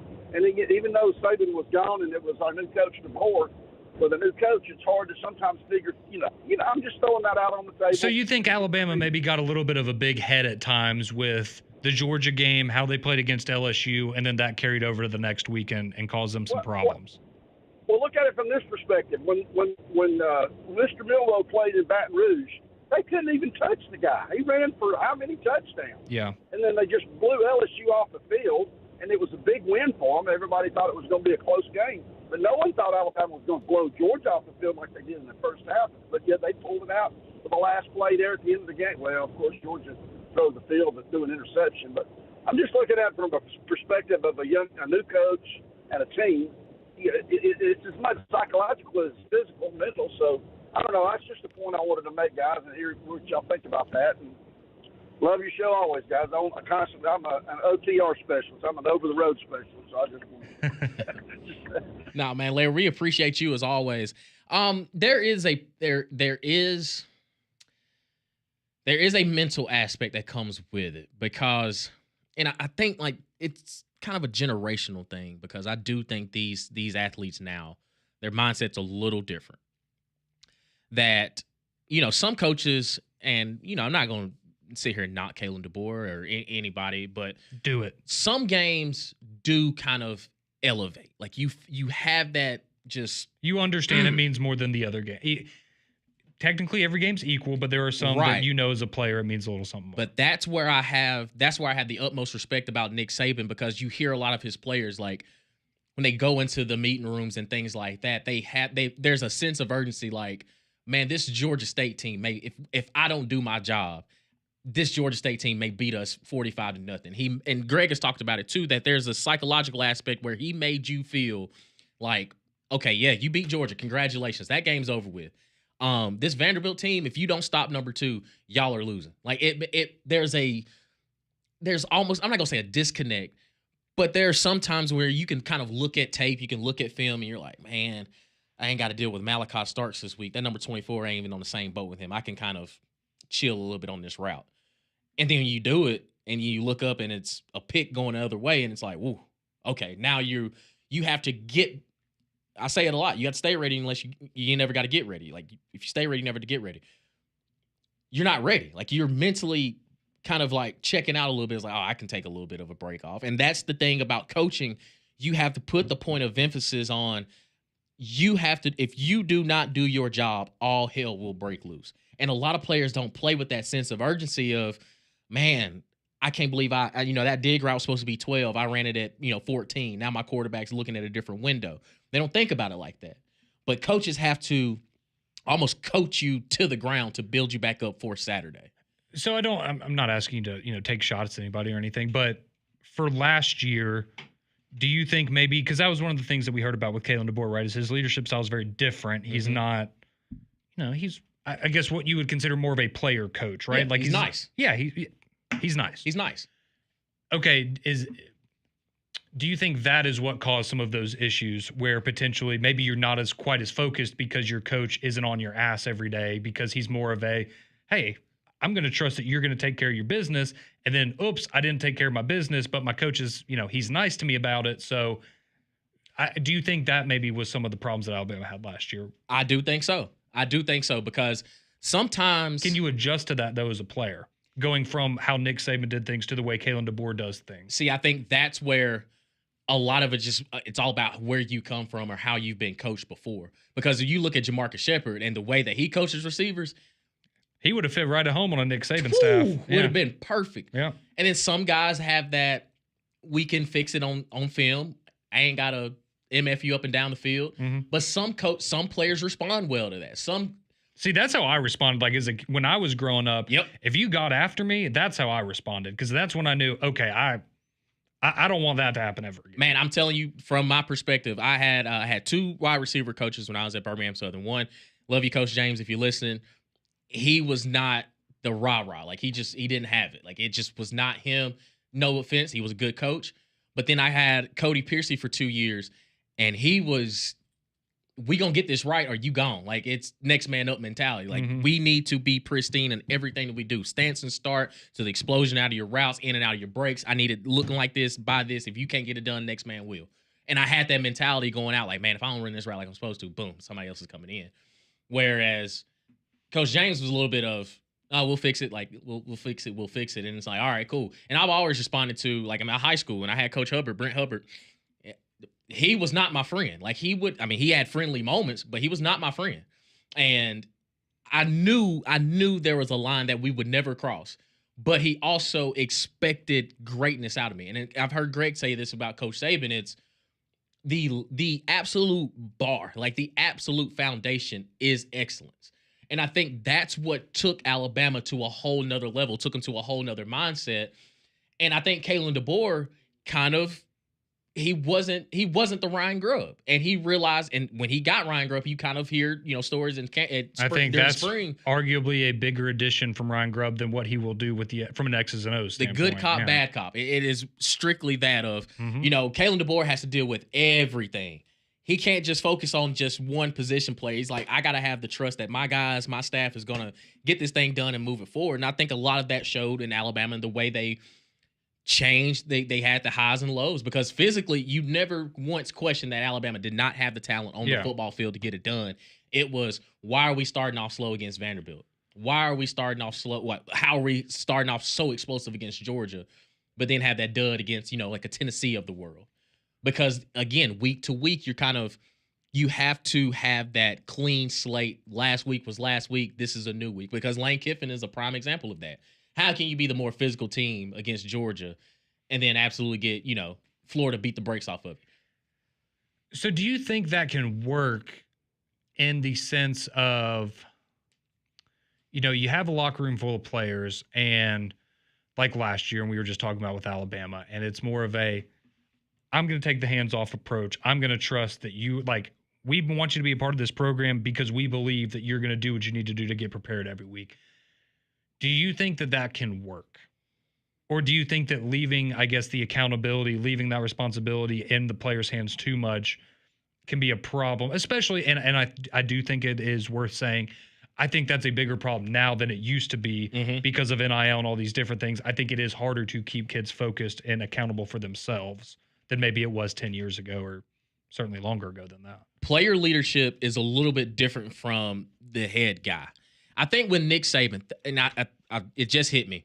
Think about the two moments that we kind of saw a little something different that we had never seen before from Alabama players. Like, think about how we talk about Reuben Foster, the C.J. Mosleys, and, Dante Hightowers, Rolando McClains. They would handle their business between the whistle. But think about Malachi Moore last year at the end of Vanderbilt. Yeah, losing is cool. Would he have ever done that with Nick Saban on the sideline? No, I don't think so. And think about in the Iron Bowl, that little scuffle there on the sideline. That would not have happened if Nick Saban was still. And I believe in 100% facts that Nick Saban would not allow that to happen at all. Like, that wouldn't have even crossed their mind because their mindset was, we can do the damage between the whistles. Like, we will take your head off the legal way between the whistles. Anything so after we don't that? need to take our frustration out after the whistle. Right.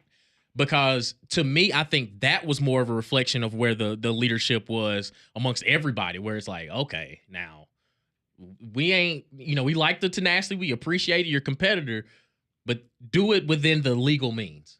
You can handle your business between the legal means. And I think that's where I started to have a little question mark, like, okay, Malachi Moore's been there for 5 years. He's a captain.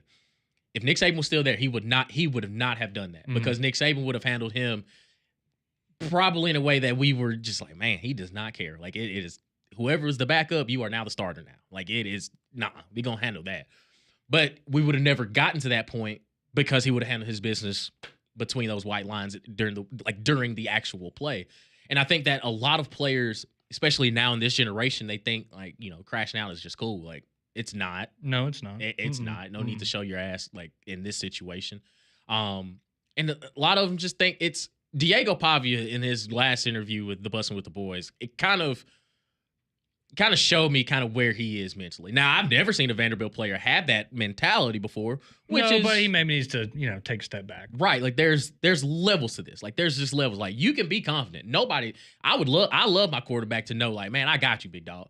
But there's a way of, I can see it on the field that Matt Corral you may have thrown 3 interceptions, but he threw for 400 yards because he thinks he can make every throw on the field. He didn't have to tell me. He showed me. Whereas Diego Pavia is a little bit of both. Like, he has to tell you, but you also have that sense of, let me see it. Like, let me see it. But then they also lost to Georgia State. So it's, okay, you can have those highs and beat in Alabama, but then you lose to Georgia State. And it's like, okay, so where are you? And Clark Lee doesn't, like, strike me as a guy that's kind of a pushover. Like, he seems more militant in his approach of, no, this is how it's going to be. This is how it's going to go. If you don't like it, go on. But he also had to adjust of, we got a little bit of a little different breed down here at quarterback now. Yeah, and that's the, and again, those are the guys that, again, I don't think he's anywhere near as good as like a Baker Mayfield kind of player, right? But it reminds me of that kind of an attitude, right? Of like, yeah, I'm going to let you hear it, and I'm going to go out there and handle my business. And, it's just different when it's, a guy that's the quarterback at Vanderbilt as opposed to somewhere like Oklahoma, for example. But, yeah, I just think the mental aspect of the game is so interesting now with, because we're, and even for us, we're about to be 30 years old. And so we're not old, but, I don't feel like I relate to the kids that are going in college now. Like, Right. The way that they carry themselves and their mentality and what they're looking for. Like, I'm not saying it's wrong. I'm just saying I don't understand. It's completely different than when we were, in high school and in college and things like that. And it's just another facet of being a college football head coach that I have to imagine is probably frustrating more often than not. And I always think, and I kind of look back and just kind of look at teams and, you hear the cliche that the team takes the identity of the head coach. And I think last year, Alabama, they had, it kind of was a little bit of both because you saw some of the, Amari Knoblauch, when after they lost to Texas. And he was doing the freaking TikTok, whatever. That's when I was like, that's now kind of looking back on it. It's like, yeah, these kids are a little bit different. Yeah, I didn't like that. And then I kind of look at, he had a great year at Texas last year, by the way. Did he? He got on the field? That was tongue in cheek. Oh, I was about to say, I got to pull the tape on that. I don't remember Amari Knoblauch having that. He had a little bit less productive season than Isaiah Bond. Okay. And again, like I look at some of the years, kind of looking at a lot of these different teams, I think of when I talk about identity, and I look at, even last year with Alabama, where there was still some Saban in them, but it's almost like a lot of them kind of let their hair down a little bit. Like they were like, man, finally we got the sheriff off our back. It felt like they had a substitute teacher last year. That's the best way to put it. Right. That's the best way to put it. Like, you still have to do what's required of you, but Mm-hmm. you can probably cut some corners along the way and you're not going to get called out for it. And think about how many times we saw Nick Saban, slam a headset or lose his cool.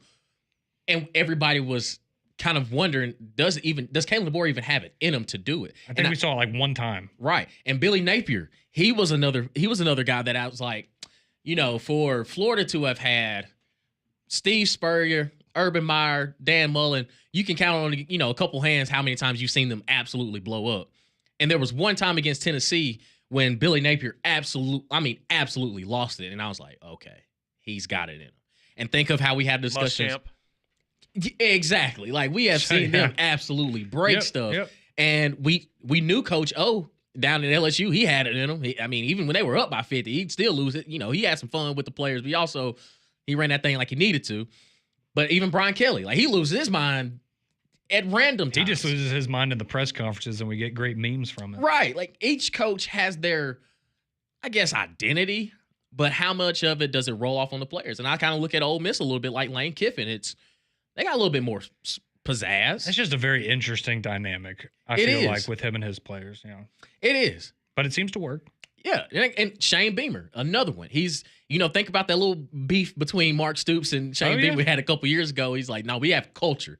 Like, we got it. Like, we got it here. Don't worry about us. Like, y'all are basketball school anyway. So what you worried about what we doing in the locker room? We having fun with my guys. But also, they respond when we need them to on a consistent basis. I was about to say, I feel like nowadays to be a college football coach successfully, you almost have to be corny in some ways when it comes to how you relate to the players. And the things that the things that you do that maybe make older people go, that's weird, but that's how you endear yourself with 18 and 19-year-old kids, and you feel like you can get on a more level playing field and have real conversations with them. So it's just different. It is. It is. And it's, I'll be the first to say it. Even I know our listeners feel that, a lot of them don't like it. Even people like we're on the younger side of things, and it's weird for us too, but it's the reality of the situation, and you adapt or get left behind. Absolutely.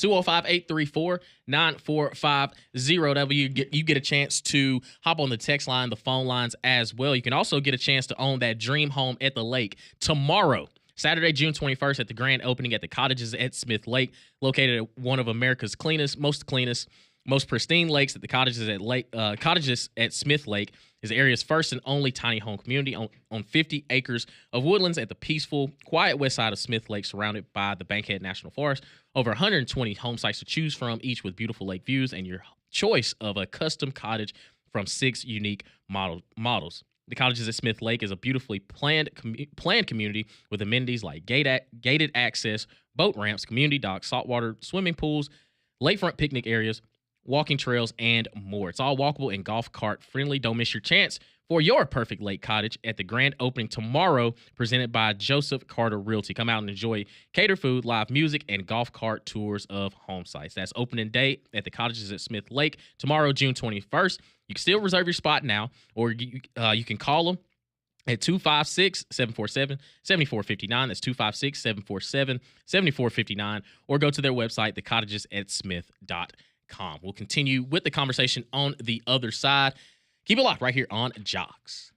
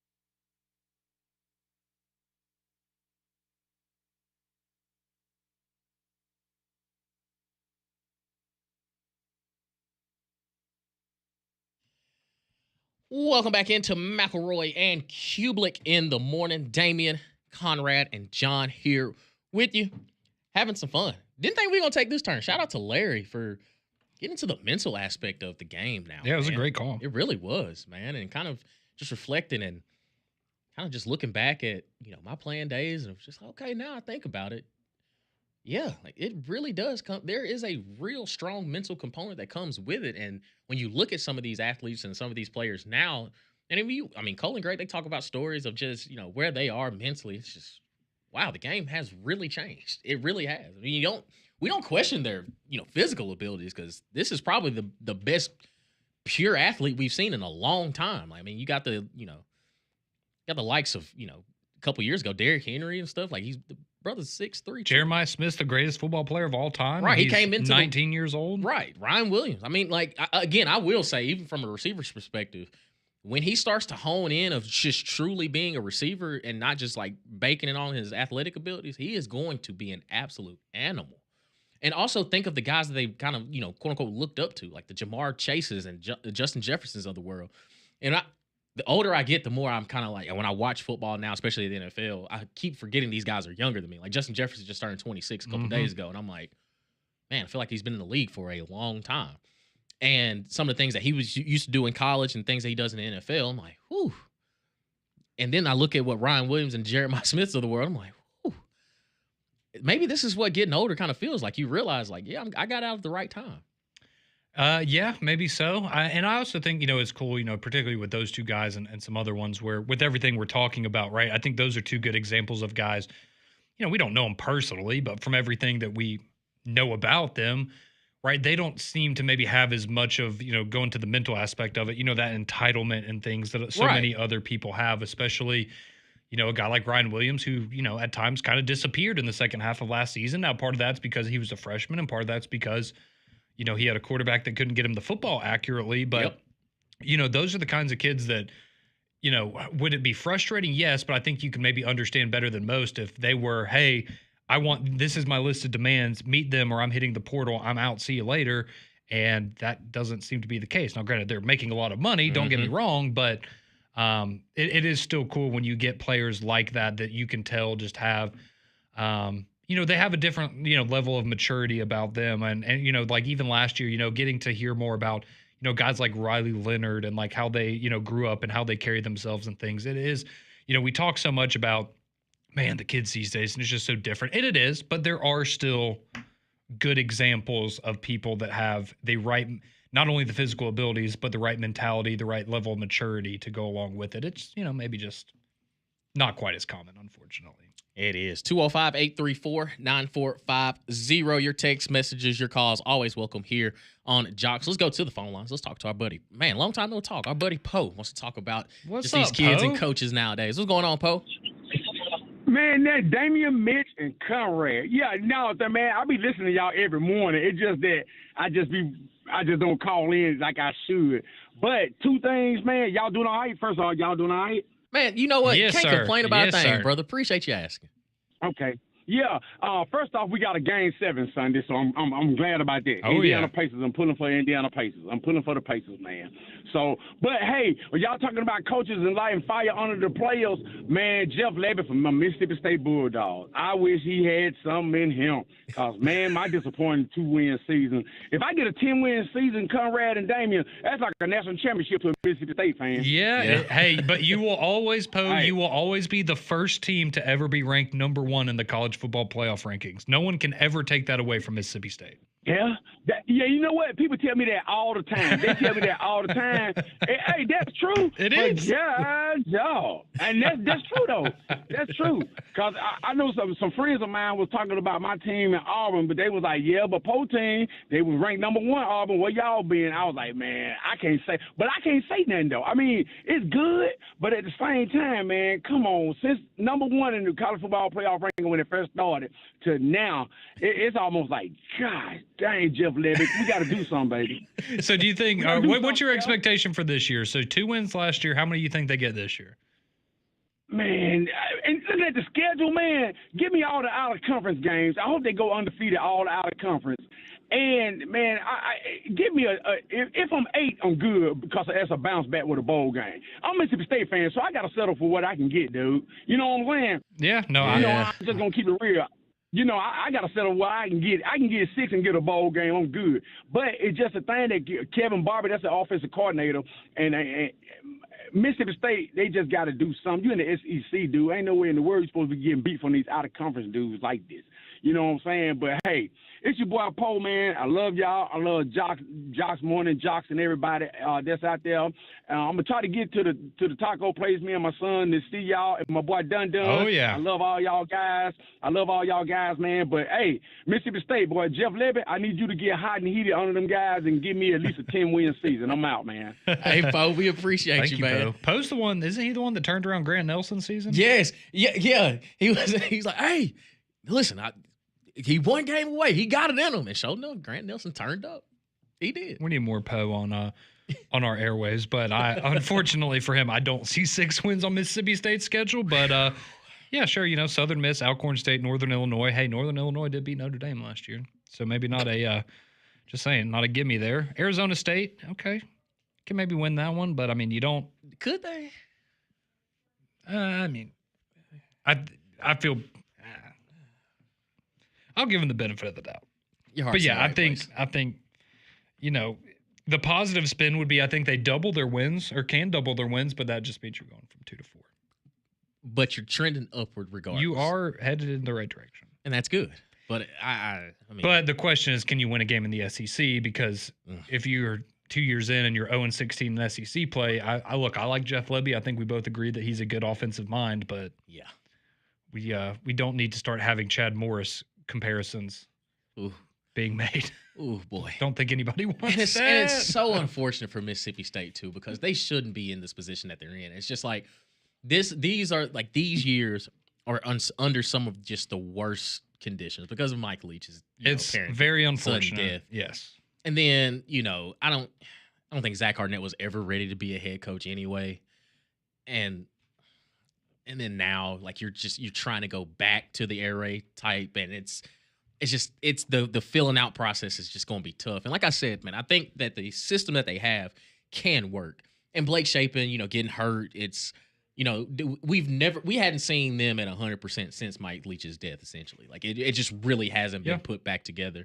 And that way, I mean, back then you could also hang your hat on some of the defensive players that you had as well those years, and now you don't have.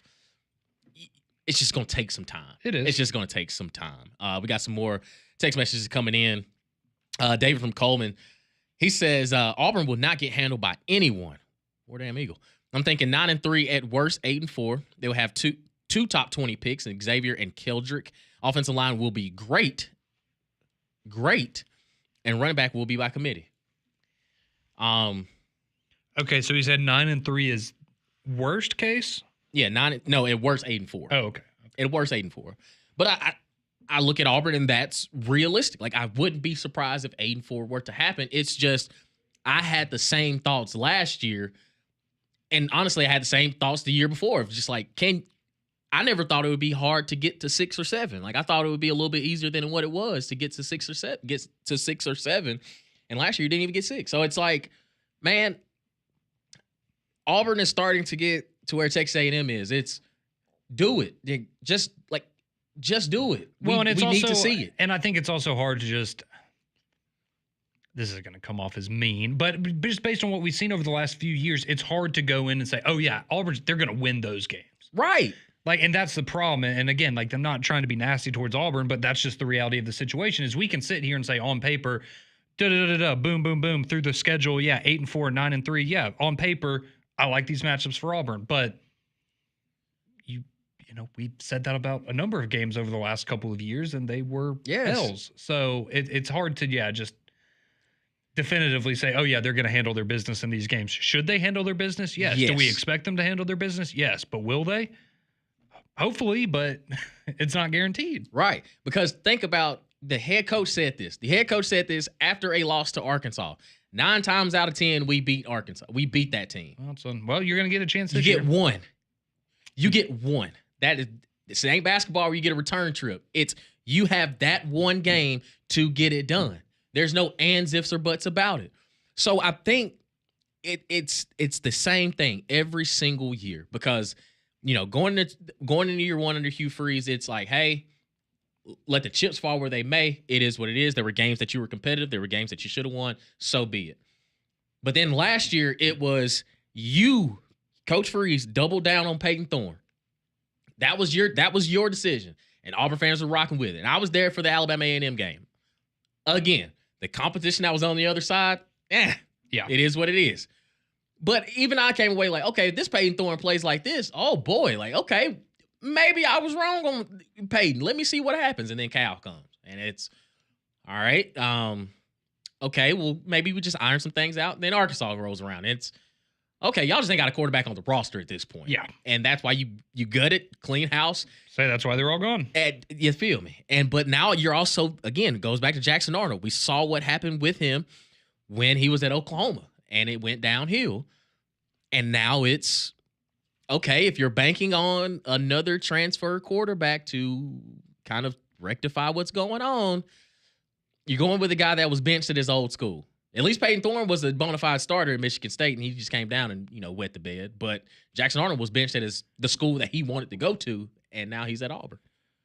How about this? Someone texted in 205-834-9450 if you want to do so. Calling it now. Auburn will go 11-1, and they will either lose to Arkansas or Texas A&M.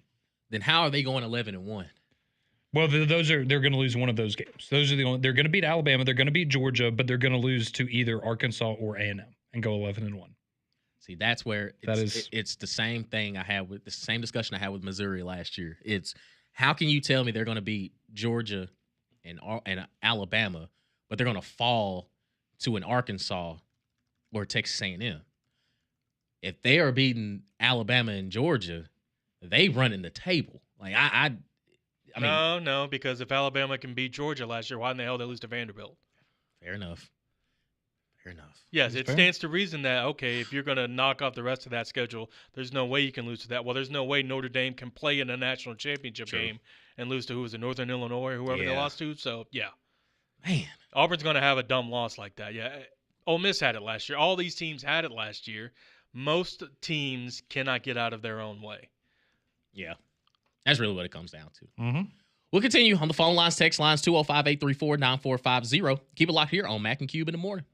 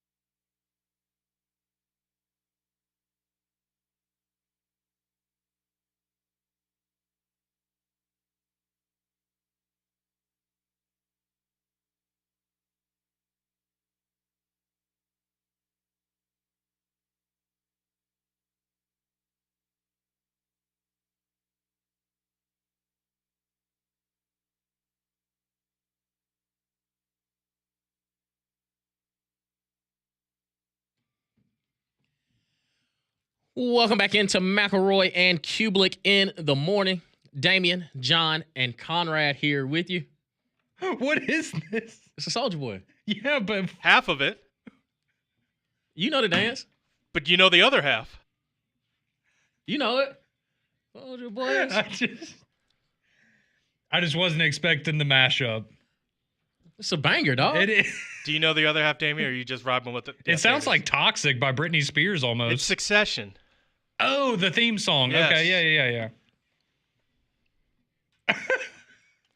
I mean, yeah. I He's love only it. seen 2 HBO shows, so he doesn't know. That's what I'm saying. What are they? Game of Thrones and Game The of Wire. Thrones and The Wire. Well, I mean, I watched Euphoria too. I'm sure you did. Why'd you watch that show? Did you watch the show or did you watch clips? And No, I just- watched the show. Oh, okay. I watched the show. All right. Who's your favorite character? Rue? Is that Sydney Sweeney's character? No, No. that's Oh. Zendaya. Although he said Oh. it with a question like, Rue? Rue. Okay. I ain't never felt bad for a crackhead before, but like she was going through it. Ugh. Dog. But also, that high school was just insane. Like that's just insane. Well, you get to go back to it in a year or so whenever it comes back. Yeah, hopefully they're in college. I hope it goes like I hope they actually age them out. Like, come on, man. Like they cannot continue to go to high school. Didn't Drake make that show, or he's like I think he's like one of the producers or something. But it was crazy. It's just kind of funny that. No, I have seen another This HBO time. show that got canceled, The Idol. Oh, I didn't watch Once that again, one. okay, Did not wow. watch that It one. was- I'm noticing a trend. Yeah, I It didn't. was brutal. Someone- was brutal. Someone has a type. No, like I watched it for the weekend just to see how bad right. it was. Like Sure you I was did. like, why do people hate it so much? Then I watched and I was like, I see. But the music was great though. Like, I mean, Yeah, the you music. got was- Double Fantasy with him in Future. Ended up having Popular with him, Madonna, Playboy Cardi. Like the songs came out, I was like, okay, here's some bangers. But the show, woo. About to say that's the good thing is I can listen to the music and not expose myself to the Need to garbage go show back, that yeah. it apparently The was. show was bad. It was bad. Did you watch the whole thing? It was only 6 episodes. Man, I see why they canceled it. Would. Yeah, I see why they canceled it. I was like, I'm dog, this is bad. I'm impressed. It's absolutely awful.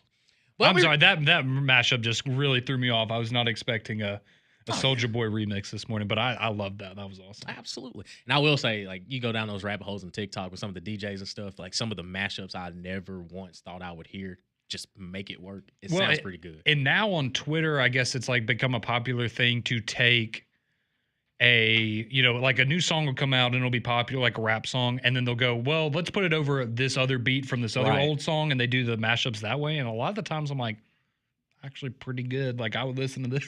Like, if you got an ear for it, the talent is Oh yeah, those outrageous. people are very talented. Oh my god. No doubt. 205-834-9450. Let's continue on with the phone lines. Our buddy Hastings said he wants to talk Auburn today. Noted Alabama fan, Alabama alum, wants to talk about the other one. What's going on, Hastings? That's right. That's right. And Secession was a great pick for this phone call because next year, if you don't clean it up, you'll be talking about who's going to be the successor to Hugh Freeze. Here's the deal. All right, here's my problem with Auburn, and I'm saying this as just as unbiased as I can possibly be. And I was sitting next to an Auburn fan at the SEC tournament in baseball, and he reminded me of Hugh's press conference that he had when he first got the job. And he said, if you remember, Hugh said that he turned Ole Miss around in 3 years, but with the transfer portal and NIL, he would do it faster with Auburn. That has not happened. He regressed. He wanted to make Peyton Thorne his starting quarterback last year, couldn't do it, made him the guy only to bench him for Hank Brown in the one game that could get his confidence back. It's not a talent issue. It's a coaching issue. So, yeah, and you can say the same thing about Alabama. Alabama had talent last year, too. PFF, ranked number 2? Auburn is right there. And it's not that he can't recruit. It's when your coach sits there in a press conference after a loss and says, I forgot that we have Jarquez Hunter on our bench sometimes, and I forget to run the ball. What are you doing? And you tell me this is the guy who's going to lead you to the promised land, the same guy in recruiting season who's sitting there at Willow Point playing golf at Lake Martin during the recruiting season? Don't give me this. Hugh Freeze is going to turn it around. We're going 9-3, 10-2 this year. Hugh Freeze has not shown me anything, and it's not from a lack of talent. It's a lack of coaching and decision-making that he cost games last year that should have been won. The Oklahoma game is on Hugh Freeze. I know Peyton Thorne threw the pass, but that pass play should never have been called. Well, Conrad, here's the problem. he had an opportunity in the offseason before last year to get another quarterback, and he did it. He said Peyton Thorne's the guy. Yeah. Then throws Hank Brown in there and makes poor decisions left and right. You had the best running back in the SEC last year. Yep. The absolute best. And you don't utilize them because you want to run a certain style of offense. To be a good coach, you have to play with the talent that you're given. Look, was Jalen Hurts the best quarterback that we've ever seen? Or Jalen Milroe the best quarterback we've ever seen? No. But at least we tried to form a package around him. Hey, he's the best athlete we got on the field. Let's make something happen. And I'm not saying this is a shot. I hope Auburn succeeds. I want the Iron Bowl to mean something. You know, I want it to be for the SEC championship like we saw in the past. But you have got to see some consistency in the decision-making as a head coach and as a play caller in order to get yourself to that point. So I hope they do good. But right now, I am not impressed with Hugh Freeze. He needs to focus, and this is a make-or-break season for him. And, yeah, they've got to beat Baylor, and I think they've got to beat Texas A&M. You can't fly with another 6-6, 7-5 season. That's not going to keep your boosters or your fans happy. So hopefully they can get it together, but all these Auburn fans who are optimistic, I hope it goes well. But until your coach shows me something, I just don't believe. So, hey, appreciate you guys taking my call. War damn Eagle and Roll Tide. he taking it out of my book, dog. Ooh, I feel like, you check your pit stains, brother. You probably sweating after that one. That was Jason was preaching, dog. He sounded like an Auburn fan. He really did. He sounded like an Auburn fan. He's been hanging around, son. Yeah, yes. That was a great call, Hastings. It really was. Boy. I think a lot of Auburn fans probably agree with a lot of what he just said. Absolutely. 205-834-9450. Let's keep it going. Your texts, your calls. Let's just have some fun, guys. I mean, this is it's been pretty fun. Keep it locked right here on McElroy and Cubelic in the morning.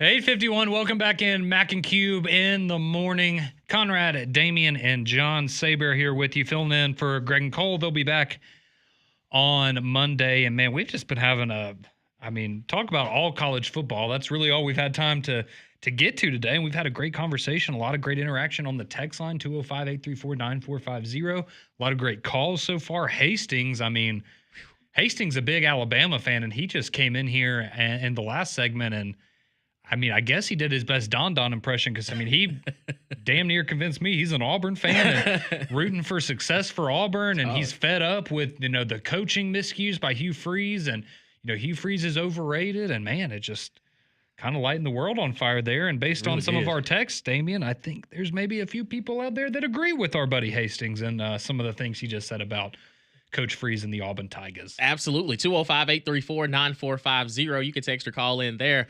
Michael texted in and he says, because he beat Nick Saban twice is what he is living on the last 10 years. And I do agree with that same mindset. I said it when he got hired. I thought he was Gus Malzahn 2.0, except that he'll throw the ball more. Because when you look at Hugh Freeze's career, like he beat Nick Saban twice, but he never played in Atlanta. Like, really and truly wasn't really close at any time because he always had some losses along the way that's like, oh, well, that just went downhill after you beat Bama one time. All right, so Hugh Freeze has coached 56 games in SEC, like in SEC conference games at Ole Miss and Auburn. What do you think his record is? 56 games in SEC play. I'm going to say he's won at least 30. He is 24-32. Are you serious? That is his career record in SEC play. Ouch. Yep. He had 2 years at Ole Miss in 14 and 15. Those were his good years there. He went 5-3 one year, 6-2 the other year. Every other year in SEC play, he has had a losing record. So just throwing that out there. Yeah, I don't know. I don't know. Like, because it's so hard. It's so hard to just put all your chips behind him because of the fact that if he's never done it before, how do you feel like he's the one that can get you over the hump? And I think that's where I have so many question marks because even if, say it does go to hell in the handbasket this year, in all honesty, where does Auburn go from here? Because you got rid of Malzahn after all those years because, the same old thing, same old result. You fired Brian Harsin 20 games into it. He's gone. And then Hugh Freeze, you're like, okay, we're waiting. And if it never materializes to anything, where do you go from here? Because then it looks at, if I'm a head coach and I look at the Auburn program, I'm like, man, do I really want to be in there with all this pressure? Because yeah, I was about to say, if this doesn't happen in 3 years, I'm gone. Granted, I would look at it like, oh, buyout? Sweet. Yeah, I'll take the job. Right. If y'all hand out all that money, I'll okay. Take the job. Come on, but think about this. Gene Chizik has the national championship. Mm-hmm. He was 5-19. That's what I remember. He was 5-19. He also went 3-9 one year, but he was 5-19 heading into the Auburn job, and everybody's like, who? What? But he also had Cam. He got Cam Newton there. Which is why you hired Gus Malzahn back as the head coach after you fired Gene Chizik. And after, about a decade, you're like, oh, all right, so this is the pinnacle of where we're going to be. Hey, Gus took him to a national championship. Maybe it wasn't his, maybe it was somebody else's players mainly because it was early in his time there. But, he did still take him to a national championship game. But, no, I just think with all the Hugh Freeze stuff, I think a lot of people – look, I get it. You want to be optimistic if you're an Auburn fan. And I think you have reasons to be optimistic. But I also think, I guess the main point of this is just because, as bad as, Peyton Thorne may have been at times or Hank Brown when he got an opportunity, and as frustrating as all that stuff was, I think we're just trying to remind you that a lot of these issues come from the top down. And just because Jackson Arnold could go out there and look like a world beater, that doesn't mean that the coaching is going to match up with that, right? And so, while, yes, the players need to perform at a higher level, the coaching staff also needs to do that at the same time, because if you don't get both of those in, continuity, I don't think you're going to meet your expectations for this year. Yeah. Somebody texted in and says, y'all forget he's a top 5 recruiter among head coaches. Says, he's a great recruiter. Right. He name another head coach who could recruit top 10 classes at Ole Miss and Auburn after 3 losing seasons. Auburn needed a roster after Gus and Harsin. But what has he done with it? I was about to say, are you cool with having a great head coach that can recruit if it means you're going to win 6 games every year? That means you got the talent, but that makes it worse. The product is what happens on the field. Like, you can get them there, great. But when is it going to equate to wins? We'll keep the conversation going. See you on the phone lines. Keep it locked right here on McElroy and Cubelic in the morning.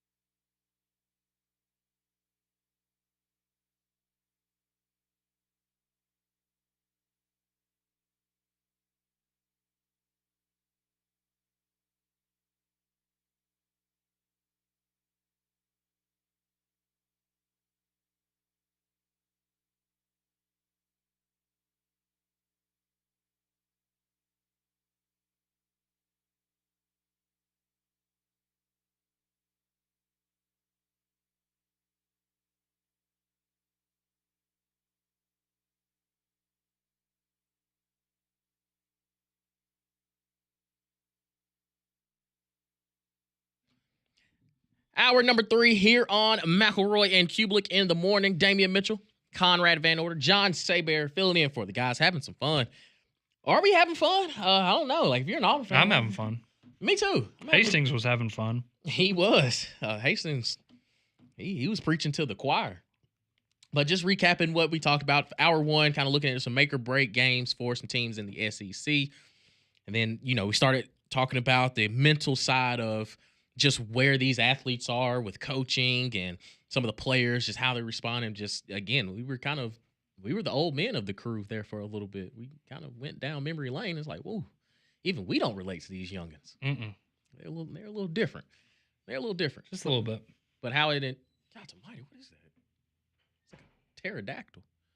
Oh, that must have been the thing that was crawling on the glass a second ago. God almighty. It looked like a granddaddy long leg combined with like a cockroach almost. It was kind of freaky looking. Oh, God. Now it's coming over here after me. All right, I got it. We're good. Jesus. Well, we're the exterminators now. We are. We are indeed. 205-834-9450. I've been having some conversations. I guess now we're looking at just where's Auburn's mental? Like now we're in Auburn's mental space. Like where are they at in 2025? But we can go to the phone lines having some fun. Let's go to Steven in Birmingham wants to talk about Auburn. What's going on this morning, Steven? Oh, not much. So, if Auburn wants to be a contender or wants to be relevant, they've got to do something that they hadn't done in a long time, like 35 years, and that's have 2 back-to-back 10-win seasons. 88 and 89 was the last time that happened. Mm-hmm. So, if you want to be with the Alabamas and the Tennessees and all that stuff like that, you kind of have to win your ball games. Yep. But how do they do it, man? Like how do they get over? I don't know. I'm an Alabama fan. I have no idea how they do it. So, You're probably glad. You probably don't want them to figure it out. Yeah. I mean, it doesn't really matter to me. So, now, my wife, on the other hand, and my father-in-law, it probably matters to them. But I mean, it's just, you got to, the only reason they hired you is because they beat Alabama at Ole Miss, and there's lots of coaches who have beat Alabama. That doesn't mean they're relevant in anything, they haven't done anything. But and yeah, I understand you beat Saban, I get it, but still, every time you beat Saban, you come back and you've got a different offense with Lane, or you got this, or you got that. So, it doesn't have. It's very hard to beat somebody twice. Ask LSU, ask all these teams that Bama played, and it didn't happen. But then again, like y'all said, you got to play with who you have, because trust me, I became an alcoholic last year watching Alabama play. The Oklahoma game, my wife, when my wife and I were dating, our first Iron Bowl was to kick 6. Oh, wow. No. Wow. Yeah, she's like, I still have the shirt from that game. I said, yeah, it's a collector's item to y'all. Y'all don't get them very often. Oh, so your wife is an Auburn fan? Oh, yeah. My wife and father-in-law are both Auburn fans. Oh, yes. All right, house divided. And I grew up in Montgomery, so everybody's like, why are you an Alabama fan? Because I'm smart. I have smart parents. But, one year for Christmas, my brother gives me an, Alabama pullover, and it's got the little silver swoosh on it and everything. I said, you know what that means? So that's a playoff edition. I said, that's something else. That's strike 2. You ain't getting that either. So, and I've kind of mellowed out. I don't do that as much now, 10 years in, but, it's nice to jab a little bit every once in a while. Absolutely. That's what it's all about. Oh, yeah. Like, when she got my tag last week, and got my Alabama tag, she's like, that was hard for me to do. I said, well, got to feel like a winner sometime. That's true love right there, man. That's right. Oh, man. We appreciate you, Steven. Right. Good to hear from you, man. Roll Tide? What's that? You were wearing the shirt. I was making sure. I was making sure if I was allowed or not. Yeah, you're wearing the shirt, I guess so. Have you committed? No. Then you're not allowed. Well, see, that's what I said. No. Well, so this morning I said, you're going to lead people astray because they're going to tune in and see you wearing the Alabama thing. They're going to go, man, we missed it. Damian already committed. So now you're leading people astray. Just imagine, this is the equivalent of me posing in the uniform like other recruits. We're just taking pictures, and it's just a photo shoot. Okay, this is just a photo. Yeah, it's just a photo shoot. Okay. Then why are you questioning whether or not to say Roll Tide? If it's just a photo shoot, photos don't have words. Because I didn't know if this was the safe environment to say it. So if you were a recruit and, whatever, you're going to all these different schools in the SEC, would you say their slogan, whatever, their Roll Tide, War Eagle, gig 'em, would you say that? One of those I would not. I want that. No. But when you're doing your pictures, if I'm around the coaches, yeah. Well, then I guess that means you can say it. Thanks. Thank you. Roll Tide. Feels good. Let's go to BB. You should try it on permanently. What's going on this morning, BB? Good morning, guys. I just wanted to give a shout out to Hastings, my on-air buddy. We're going to have the BB and Hastings show go on the road in August. Oh, y'all killed it on Pat Ponders the other day. Y'all did a great job.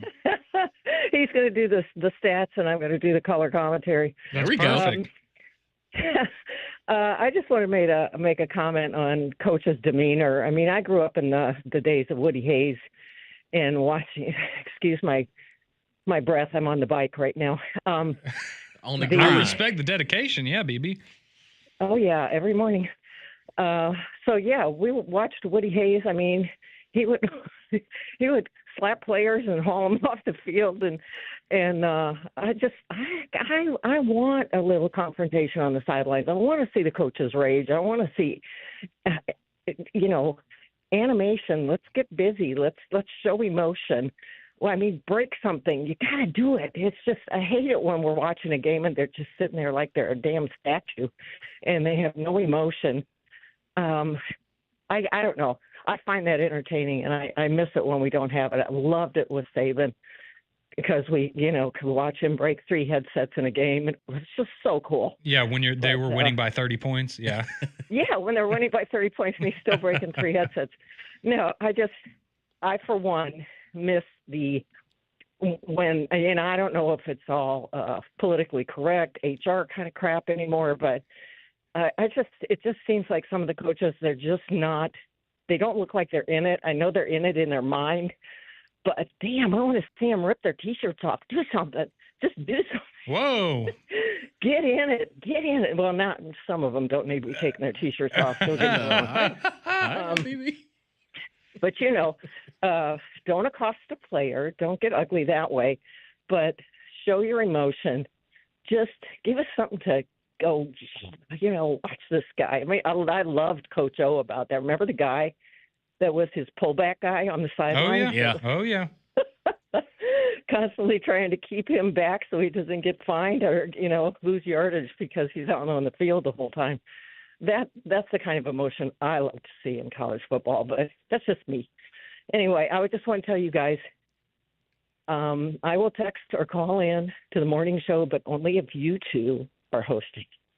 Okay, so well, thank you, BB. I We appreciate it. Listen to you. Well, thank you, BB. Have a great day. Yeah, we love you. Appreciate you. We'll see you on Tuesday at Social Taco. Yeah, kids are sensitive now. They don't like being right. But see, here's the thing that kills me about that though is you can look back at the proof is in the pudding, right? And those types of programs like Alabama football, like how Bill Belichick ran things in New England. I know those are few and far between, but those are the programs that get results. And I think that's what frustrates a lot of people is we have so much evidence of this hard-nosed style of coaching is what gets the best results, but people don't want to go through the pain and the struggles of that to get the reward on the other side. And that's what's frustrating is this is the right path for a lot of kids. Mm-hmm. They just don't want to do it. Yeah. And that's where the transfer portal, NIL, like how can you as a head coach or a coordinator looking at a guy that's, making $1 million and like scream at him and make him, he's 18 and he feels as though like, oh, I know what I'm doing. I'm the one getting paid. So, if you don't like it, I'll just hit the transfer portal. Some coaches like, I love the way that Tennessee, Josh Heupel and Nico situation went. And Josh Heupel was like, bye. Like, you want how much? All right, cool. We'll see you. Appreciate your time. Appreciate everything you did for us. We're not paying you that. We'll go on about your merry way. And I think that a lot of these players, a lot of them, they hadn't been checked. Like I was about to say, a lot of them haven't been told no at any point in their life. Right. Because when you're growing up, if you're a 5-star kid and you're being recruited by, Georgia and Texas and Alabama and Auburn and all these different places, guess what? You were the hot shot in whatever nook of the world you're coming from or the country. Like you were the dude. And now you're going somewhere where maybe you're not the dude anymore. And that is a big reality check for a lot of people. And that's a difficult adjustment to make. Ego is that's a very real thing that a lot of people have to find a way to, manage that. And we have seen a lot of examples, especially recently, of guys that can't manage that. Yeah. We'll continue on the phone lines, 205-834-9450. Our buddy Deacon riding with us this morning. What's going on this morning, Deacon? Yeah. What's going on, gentlemen? How's the Vanderbilt hole coming? Well, see, you made that comment at the end of the call yesterday after I was already hanging up, and I just want you to know I'm sorry that I hurt your feelings so bad telling Damien I was going to buy him a Roll Tide onesie. It's okay, Deacon. I forgive you. I slept on it, and we're on good terms now. Well, if he rolls with Bama, I'm going to buy you matching roll tide one. Yeah, all right. That's what I'm talking about. No pressure, Damien. Now, I enjoyed Hastings' call, and I will agree with him. You can only do so much if the coach makes the wrong call. I love Nick Saban. To me, he's the second greatest coach in the history of the game. Real close, 1A and 1B, actually. But I have not seen a player wasted more than Jarquez Hunter besides maybe O.J. Howard at Alabama. Man. I think That's a Saban good one. completely wasted O.J. Howard. But Hunter got completely wasted. Now, day 3, bringing Damien to the Tide train. Damien, I just want you to know that if you join us in heaven, down here at Tuscaloosa. When you come to the game, I am offering you, we'll meet up. I'll buy you and Conrad's meal. I want to take you to Dreamland, get you some of that good old Roll Tide ribs Big John used to make. And as far as talking about kids who are spoiled nowadays, my head football coach, I graduated in 1984. My head football coach started coaching my football team in 1951. Ooh. He didn't quit till 92. My mama was the organist in my church, and he was a deacon at my church, so I got away with nothing. And the things he said on the sideline, when that man got to heaven, he had a little repenting to do. They're just spoiled. They can't take it. Now, also, Was it effective, thing, though? I'm sorry I've taken so long. Sir? Was it effective? The screaming and yelling on the It sideline? was very effective. Yeah, I bet it was. It was very effective. We were just scared to come off the field if we didn't do right. I'm telling you. That's the way it should be. To go to church. I was scared to go to church if I didn't give 110% because he was telling Mama at choir practice. Now, one more thing y'all will never do on one of my calls. Hastings had a great call.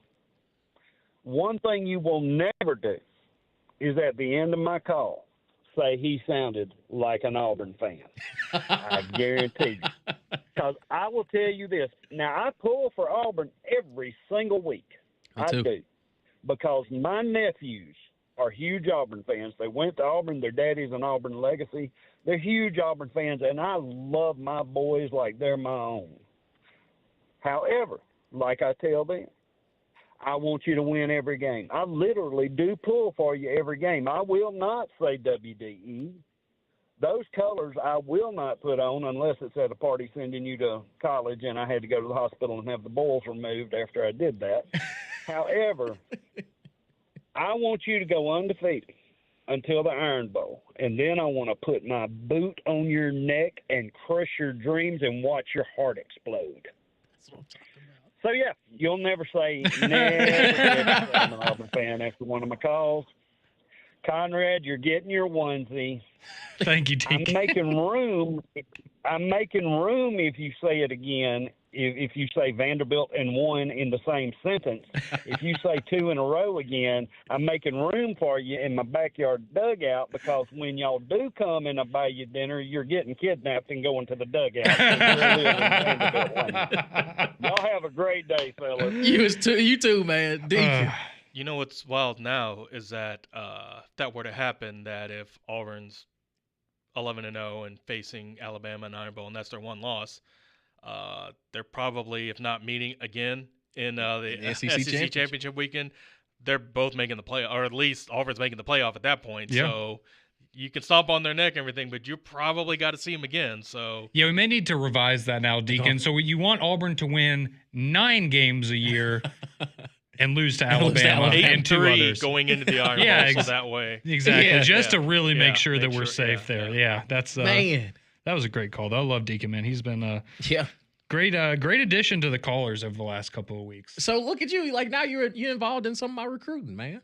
We could go. Well, yeah, I want the onesie, so make it happen. We can go. We can actually go to the Oklahoma-Alabama game together. I think I would rather go to a different game, but why not, man? You love John Mateer. You already put him in the Heisman Trophy. He's going to be in New York. And then you already have Oklahoma going to the college football playoff, and you're an Alabama alum. Like, but if you choose LSU, why would you go to the Oklahoma-Alabama game? That is true. just to see, get a good. No, I mean, if you're going to be all in on the fan, like, you can't be going to the enemy's game. You're not Counter Stallions out here scouting or nothing. Saber's right. Dang. But they do have LSU before. It's in, and it's in Bryant-Denny. Man. Yeah, whatever team you choose, you can't be out here gallivanting the other stadiums and stuff. I mean, I know you got your Sanford duties, but if you have a weekend off or something, you can't be can't just go watch ball. No. Dang. No. Well, let me take that back. You can't go to the stadium. You can stay at home and watch it. Oh, well, yeah, of course, yeah. Dang. Yeah, but if you choose Tennessee, you can't go watch the Iron Bowl. No. Man. What Tennessee fan would want that? Yeah, so you either have to pick. What if I'm invited? Like, what if, like... No. That's when you say, thanks for the invite, but I am a fan of this program, and I'm not doing that. Why would I do that? No, thank you, yeah. That's tough. What do you mean it's tough? That's what real fans do. It's not that hard. Man, this is tough, man. There's no hard about this, Conrad. What game did you go to? You went to see Auburn in Oklahoma, right? No, that would be Alabama in Oklahoma. Okay, all right. Yeah. So you followed your team. So do postseason games count though? So like if I get an invitation to a college football playoff and none of my teams are playing, I can still go. No, you can't go because you should be so disgusted that your team's not in there that you don't want to. You said you would rock with them all football season. Postseason is still part of the season, therefore does not count. Yep. So man, that's tough. No, it's not. Yes, it is. So you tell me you tell me if the Saints don't go to a Super Bowl and somebody invited you to go to the Super Bowl with them, you wouldn't go. If the Falcons are in it, no, but the Falcons will never be in it again. So yeah, I probably would. It's different. Okay, I got it. Man, this is tough. I'll tell you what. The exception to the rule is you can always go to College Station for any reason. If you ever, that's allowed, right, that one's allowed. That's the one exception. If you ever want to go to College Station, more than happy to let you do that. None of us will be joining you, but you are welcome to go. That seems like a punishment. Yes, it does, and that is why that is the one that is allowed. Speaking of which, does that mean you're not cheering for your boy Bucky? Oh, that's a good point. Or is basketball different? Literally, you said you can't. I mean, I know, but you're such a big Alabama basketball fan that you couldn't. You couldn't do that's that. what it is. Okay, all right. Huge Alabama basketball. Okay, all right. Been rocking with them since the Wimp days, dog. Yeah, since like 2023. Since Wimp was on Mac and Cube last week, right? Yeah, okay. That's funny. 205-834-9450. We got some text messages coming in. Your calls always welcome. We'll discuss. Basically, I guess I got to make a decision at some point, but. I didn't know at some point a decision all of a sudden it got real. Yeah, I know. Yeah, he's like, I'm just gonna choose my fandom, but I can still go to no. Like, so you didn't think about the consequences that come with you deciding on a fan base. Literally, you're calling this your commitment, right? Yeah. Well, what is a commitment? Like, if you get married, I can still go hang out with these other girls, right? No. You chose this one girl. That's the one you're committed to. That's tough. But babe, like, it's third Saturday in October. I want to. You're my man now. Where are you going? Sorry, son. Dang, dog. Mm-hmm. We'll keep the conversation going on the other side. Keep it locked right here on McElroy and Cubelic in the morning.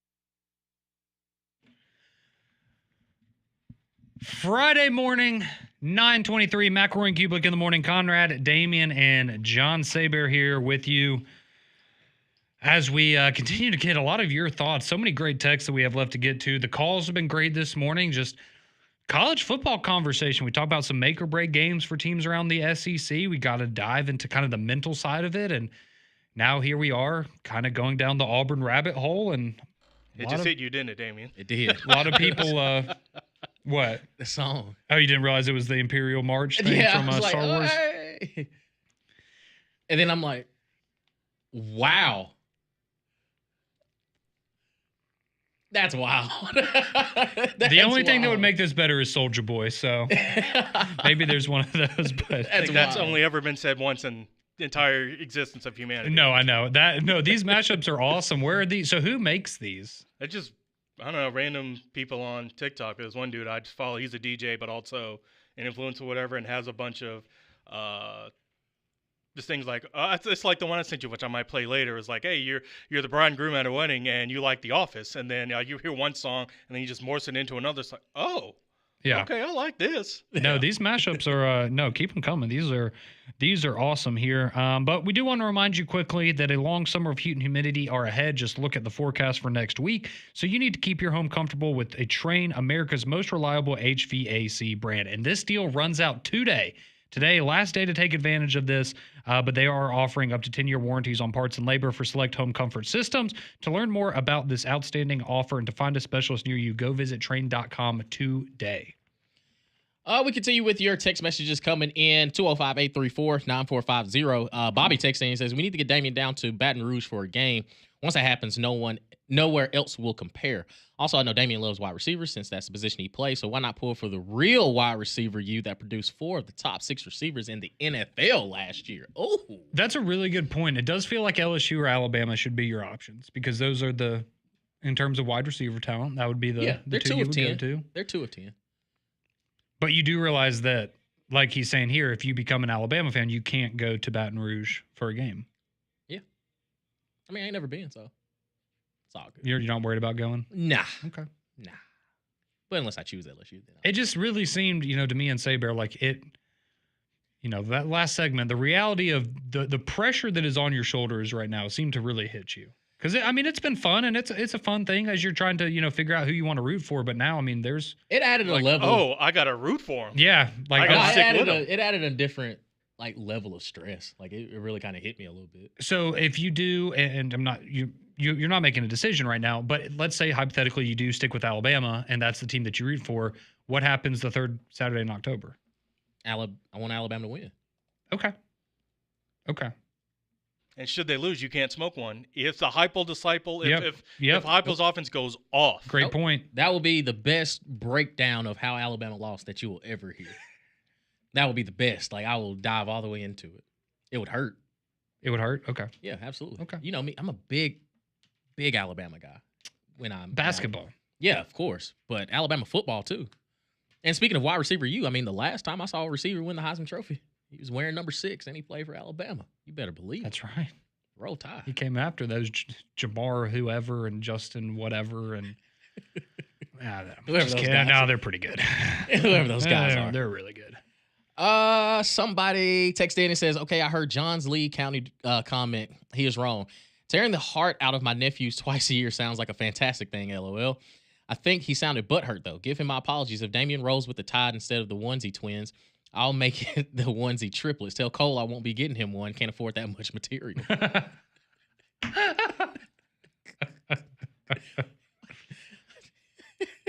I was about to say, you would need, a schmedium, and he would need like a 2X maybe? Man, I don't know, man. I stepped on a scale a couple days ago. I might be leaning out that schmedium phase. You might be going into the large phase? Yeah, man. Hey, it's okay. That happened for me a couple years ago. I started realizing, actual adult small instead of a kid. Yeah. Yeah, time to step it up. Yeah, man. Stepped on the scale. I was like, whoa, I've never seen those 3 digits. You before. are almost 30. I know, man. You have to actually wear adult sizes now. Oh, and the metabolism, it's starting to slow down. It ain't good. It ain't a good feeling. Mm-hmm. It ain't a good feeling. I get in the gym, I work out, and I'm like, whew. It's that last rep. I'm like, do I need this? Do I need it? I ain't preparing for nothing. I ain't training for nothing. It might say 3 sets. Why not, do 2 and probably 5 on the last one instead of going to 12 or, 10. I'll tell you what kicks my ass is me and one of my buddies, we'll go to the gym like maybe twice a week, and he loves the sauna. And so he wants to sit in the sauna after, like, we'll work out for 45 minutes and sit in the sauna for 20 minutes. No. Do you know how hard it is to sit in a sauna for 20 minutes? It's quite difficult. Yeah, maybe about 10. Yeah, exactly. After about 10, I'm like, are we, 10 more? Oh, okay. Oh, I guess. Yeah, no, that. Yeah, you want to feel old and yeah. Man. Ernest texts in. He says, Damian, what did you smoke this morning before work? Some of your takes on the first hour were just gross and absurd. Then he says, saying you can see Oklahoma handling Auburn. These programs right now are so similar as far as where they are currently. I think if you say that, then you can turn it around and tab it for Auburn too. No, I think that, like, for Oklahoma, it's, again, like for Auburn, the quarterback that you have now got benched at Oklahoma, and he's going back to Oklahoma, the same place where he was a head case. And then you look at the quarterback you had the past 2 years in Peyton Thorne, he got benched too. Like, it's kind of just like the system. And I understand, like, you have the talent, no doubt about it. And I do agree that they are very similar, but you're also banking on a guy that's returning to the place where he got benched. Like, it's all eyes are going to be like, he's going to be most hated man there. And think about the first interception that he throws in Oklahoma. And all the Oklahoma fans are going to look like, well, this is why we shipped him off anyway. And I think, not to say like handle him, I think that I can look at it as being one of those games where Oklahoma just pulls away. Okay, so defensively, who do you think is better on paper? Auburn or Oklahoma? Auburn. I'd say Auburn. Okay, quarterback, I would go Oklahoma. I would go Oklahoma with John Mateer. I would go Oklahoma for running back. Yes. Auburn for wide receiver. Mm-hmm. Offensive line, maybe a wash. Yeah. Fairly even. Okay, so there you have it. I think Oklahoma, you expect, and again, we know, right, if you have a better quarterback, that's typically going to, work in your favor. Again, none of this doesn't mean that Auburn can't go to Oklahoma and beat them by a couple of scores. It's just, for where you were coming from, it's Auburn going on the road, the mental aspect of the game. Oklahoma, in our opinion, at least, has a better quarterback. Mm-hmm. They might be a little more, and you could see where for Auburn, there is some of that uncertainty of, especially what happens if you get in crunch time again like last year. And, you can have a coaching lapse or somebody that makes a bad decision with an errant pass or a fumble or whatever. So, yeah, I mean, I think, not to put words in your mouth, but I think that's more so where you were coming from with all that. We had somebody else text in, and going back to the Hugh Freeze discussion, they were talking about him on the recruiting side of things as well. His first 5-star recruit is a projected top 10 pick, 3 first-rounders in the 2026 draft. Has no excuses this season. Freeze has only 2 full recruiting cycles on roster, got hired 2 weeks before National Signing Day the first year. Lane Kiffin has double the time at Ole Miss, yet gets half the hate, yet has won nothing. Look at his record versus top 10 teams. All that is true. All of that is true. He also says it's been 12 years since Auburn had a first-round offensive lineman. Freeze currently has an offensive tackle projected. And he also says Auburn's offense had a higher total offense than a 9-win Alabama team. Clean the turnovers up. But also in the game, like, what was the result in the game? Like, the numbers are great. 1,000%. Not going to knock you for that. But also the results have to match the product that's on the field. Like, and also, does that not just make you more frustrated? Right. Like, that's okay, so we're doing a lot of things right, but we're still losing at a high rate. Like, it's not, oh yeah, we went 8-4 last year. We really missed on a game or two. It's right. We're talking about the last couple of years. You're talking 3, 4, 5 games a year that you're like, man, what happened?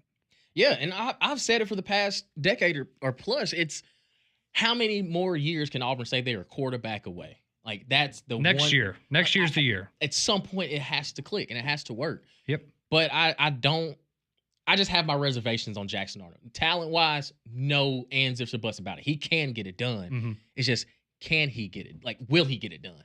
That's all it comes down to is, will it happen? Will it happen? And it's hard to just sit here year after year after year and have these not even high expectations. They're just like, can we win 8? Like, can we consistently find 8? Can we consistently find 7?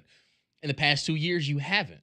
And again, I didn't double down on Peyton Thorne. That was not my decision. Me and Conrad spent 2 years trying to tell you, like, he's not that guy. Like, it's not going to work. And I understand. Think of the pieces he had around him at Michigan State. Keon Coleman. Keon Coleman straight up said, like, I want to go to somewhere where I got a quarterback that can consistently throw me the ball. And we saw what he was capable of doing. Come on. And you also had one of the best running backs in the last 10 years or so of college football. And it's, man, how many, if you have, in last year, you can say he had better pieces around him than the year before. We gave Hugh Freeze the year one, and he had Auburn there in certain instances, certain moments, which led to last year having some more reasonable, okay, like we can get it done. Again, Oklahoma should have won that game. Missouri, you had Missouri beaten. You had them beat on the road in Columbia, and you let them come back and beat you. And to me, going back on Deacon's call, you wasted Jarquez Hunter, wasted his time, completely wasted his time. Because when you look at how this offense goes, no matter how you slice it up, and again, I'm not in there making the X's and O's, drawing up the plays, but at some point, I should be able to line up in a formation and say, we are handing this thing to 27. Find me a defense that can stop him. Because when you gave it to him 20 times a game, he ran for 200 yards. Yes, it was against Kentucky, but think about all the games where we were coming back that following Reaction Monday saying Jarquez Hunter only had 11 carries. Well, I was about to say, I can't remember which stat it was, if it was when Auburn had, or when Jarquez had over 100 yards rushing or over 20 carries a game, one of those two stats. I mean, Auburn's record was incredible. Yes. But then you look and it's like, okay, they've done this 5 times in the last 2 years, but it clearly works. They're just, for whatever reason, didn't want to give in. And like we had a caller say earlier, right? A lot of it seems to be you want to run a certain type of offense, and that is predicated on the passing game, and you don't want to have to adjust. But as we know, you have to adapt to the talent that you have, as we've talked about. And, that's the name of the game in college football now, is finding ways to adapt. So we want to dedicate the rest of the show to the listeners. 205-834-9450. Keep getting your text, your phone calls, anything you want to talk about with our college football conversations of the day. Keep weighing in on Auburn and your expectations for them in the upcoming season. This is the Friday edition of McElroy and Cubelic in the Morning here on Jox.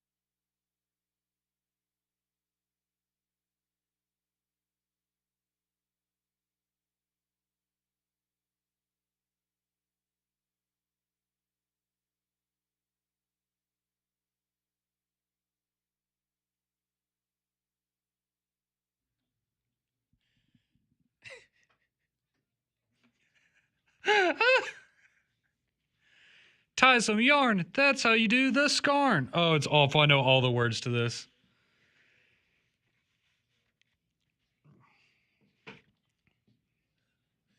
You said this is from The Office? Yeah, it's from the movie that Michael makes, Threat Level Midnight. He does there's like a I guess a musical sequence, and that's the song. Just that laid over Michael Jackson, like that's just so. Go Captain America. I could do this all day. It had me in the first half. Oh man. Well, first I was like, this sounds familiar, and then it's like, oh my gosh, that's really what this is. So yeah. Oh, man. Welcome back into McElroy and Cubelic in the morning. We're having some fun on this Friday. Just get your reaction dedicated to our listeners this final few minutes we have on the show. 205-834-9450. You can also tweet in at Mac and Cube.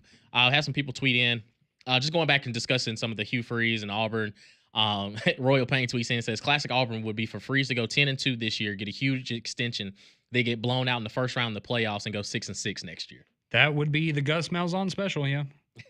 Be pretty on brand. Let's see. Coach Loftus tweets in. He says, one thing that gets lost, Saban attempted to hire Freeze, that the 2 wins over UA and Liberty doing well, so you could see being talked into it. Yeah, as a coordinator. That's where I've always said that he's a better coordinator than he is a head coach. I've always thought that. I think that's yeah, I mean, he's very clearly a very good offensive mind. Like, he knows what he's doing on that side of the ball, and that's why, I think last year bringing in Durkin and the job that he did was so important, because that, I think, took a lot of pressure on him. But we talked about it a little bit earlier in the show, and again, I'm not saying that this is exactly what Auburn did, but it's just, if you have the belief or the sentiment as an Auburn fan that, oh, we hired a guy based on what he did against Alabama, maybe you want to look at, well, maybe we should focus on, bringing in a coach that can get us to a college football playoff, and, then we'll deal with who's on our schedule. But, if you're one of the people that believes you hired somebody just because he's beaten Nick Saban twice, that's maybe not the best reason to hire a coach. Because that's for the life of me, I can't understand how, and I truly mean this when I discuss this about Auburn. It's, what about Hugh Freeze? Like, if you just, again, not taken away from his wins to Nick Saban, but truly make it make sense on why you thought, or why do you think that Hugh Freeze can get Auburn over the hump when you look at his resume, he's never done it. Like, he beat Nick Saban with Bo Wallace. Come on, Damian. And I think with Bo Wallace. But that's not enough. Like, that's just not it's enough.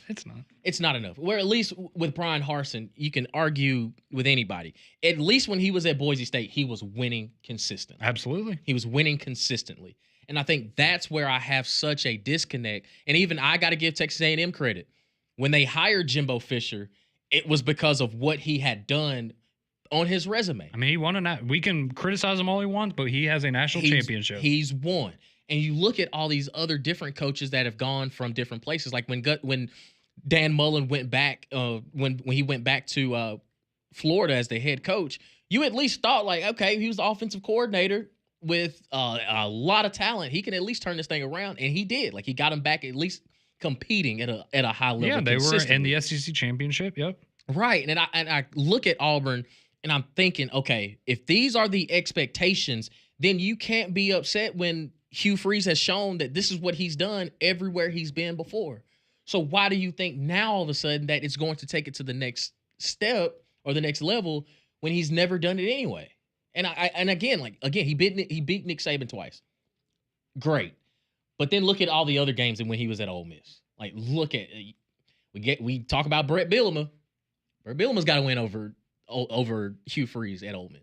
Well, and we talk about, we talked a lot about Lane Kiffin and the incredible job he's done at Ole Miss, and this is the first time you've won back-to-back, double digits win seasons, or the first time that you've done this and that, and it's, that's more so the stuff. And again, I'm not saying that, Lane Kiffin needs to be the next Auburn coach, but I'm just saying that's the kind of stuff I feel like you look at as a coach and go, man, he's doing something that's never been done here before. Right. Can that translate to another program? And when you just look at the accomplishments that he has and you go, oh, yeah, he's doing all these things that Hugh Freeze wasn't able to do when he was at Ole Miss, and it kind of puts some things in perspective there for you. And again, I don't think Hugh Freeze is a bad coach.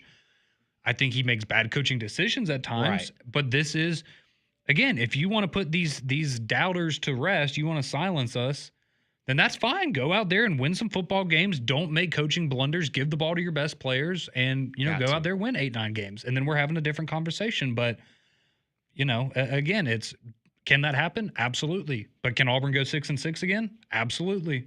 Right. Something's got to change. Let's continue on the phone lines. Let's go to Dave and Huber wants to talk some Auburn. What's going on, Dave?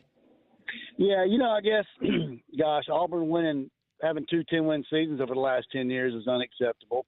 I look back at Gus Malzahn. It's like, you know what? He beat Alabama as much as anybody did. Yep. But Auburn's got to find some consistency. And I just don't understand. Hugh Freeze comes in as the offensive guru, the quarterback whisperer, but yet his quarterbacks all come out of the transfer portal. Why can't he recruit and develop a quarterback? Gus Malzahn had a little bit of that. It's a fair problem. question. I mean, he did.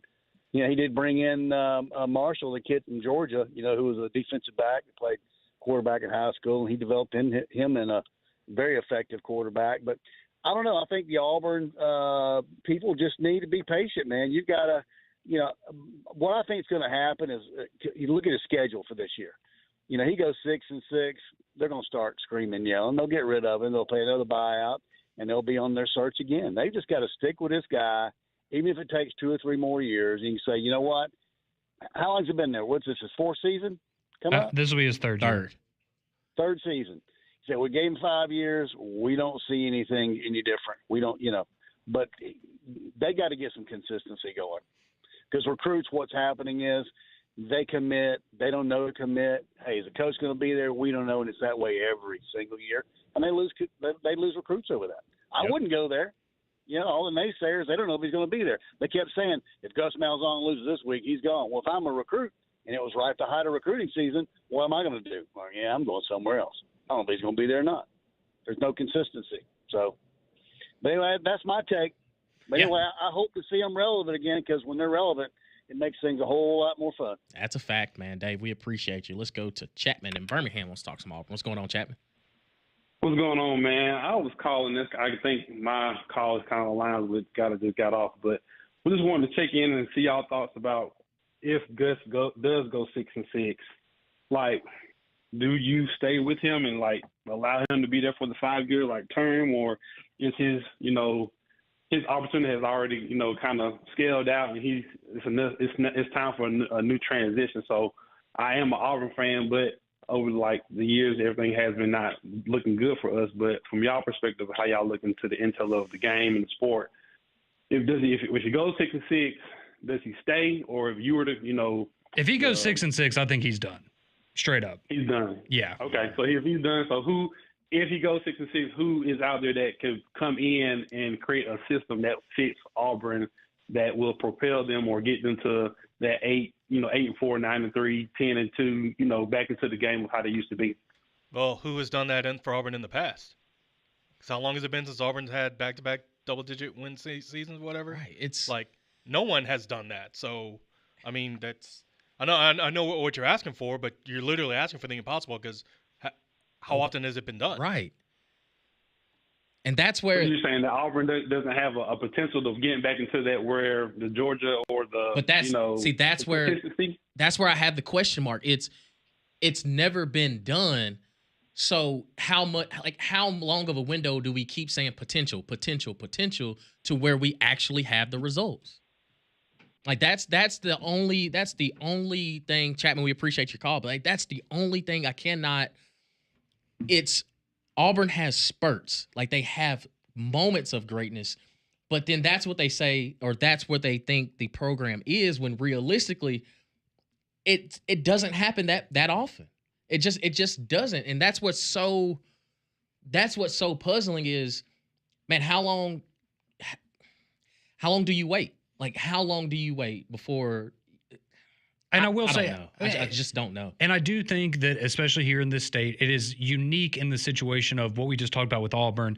And it makes it so much more difficult and frustrating as an Auburn fan, I imagine, to look on the other side and go, oh, well, the other team just reeled off 17 straight years of 10-win seasons, and we can't do it twice. And that only adds to the pressure of the situation. I'm not saying that's an excuse or anything, but that only is going to make it all the more difficult. So we have more of your text to get to. We'll get to those, wrap things up, put a bow on it. You're listening to McElroy and Cubelic here on Jox.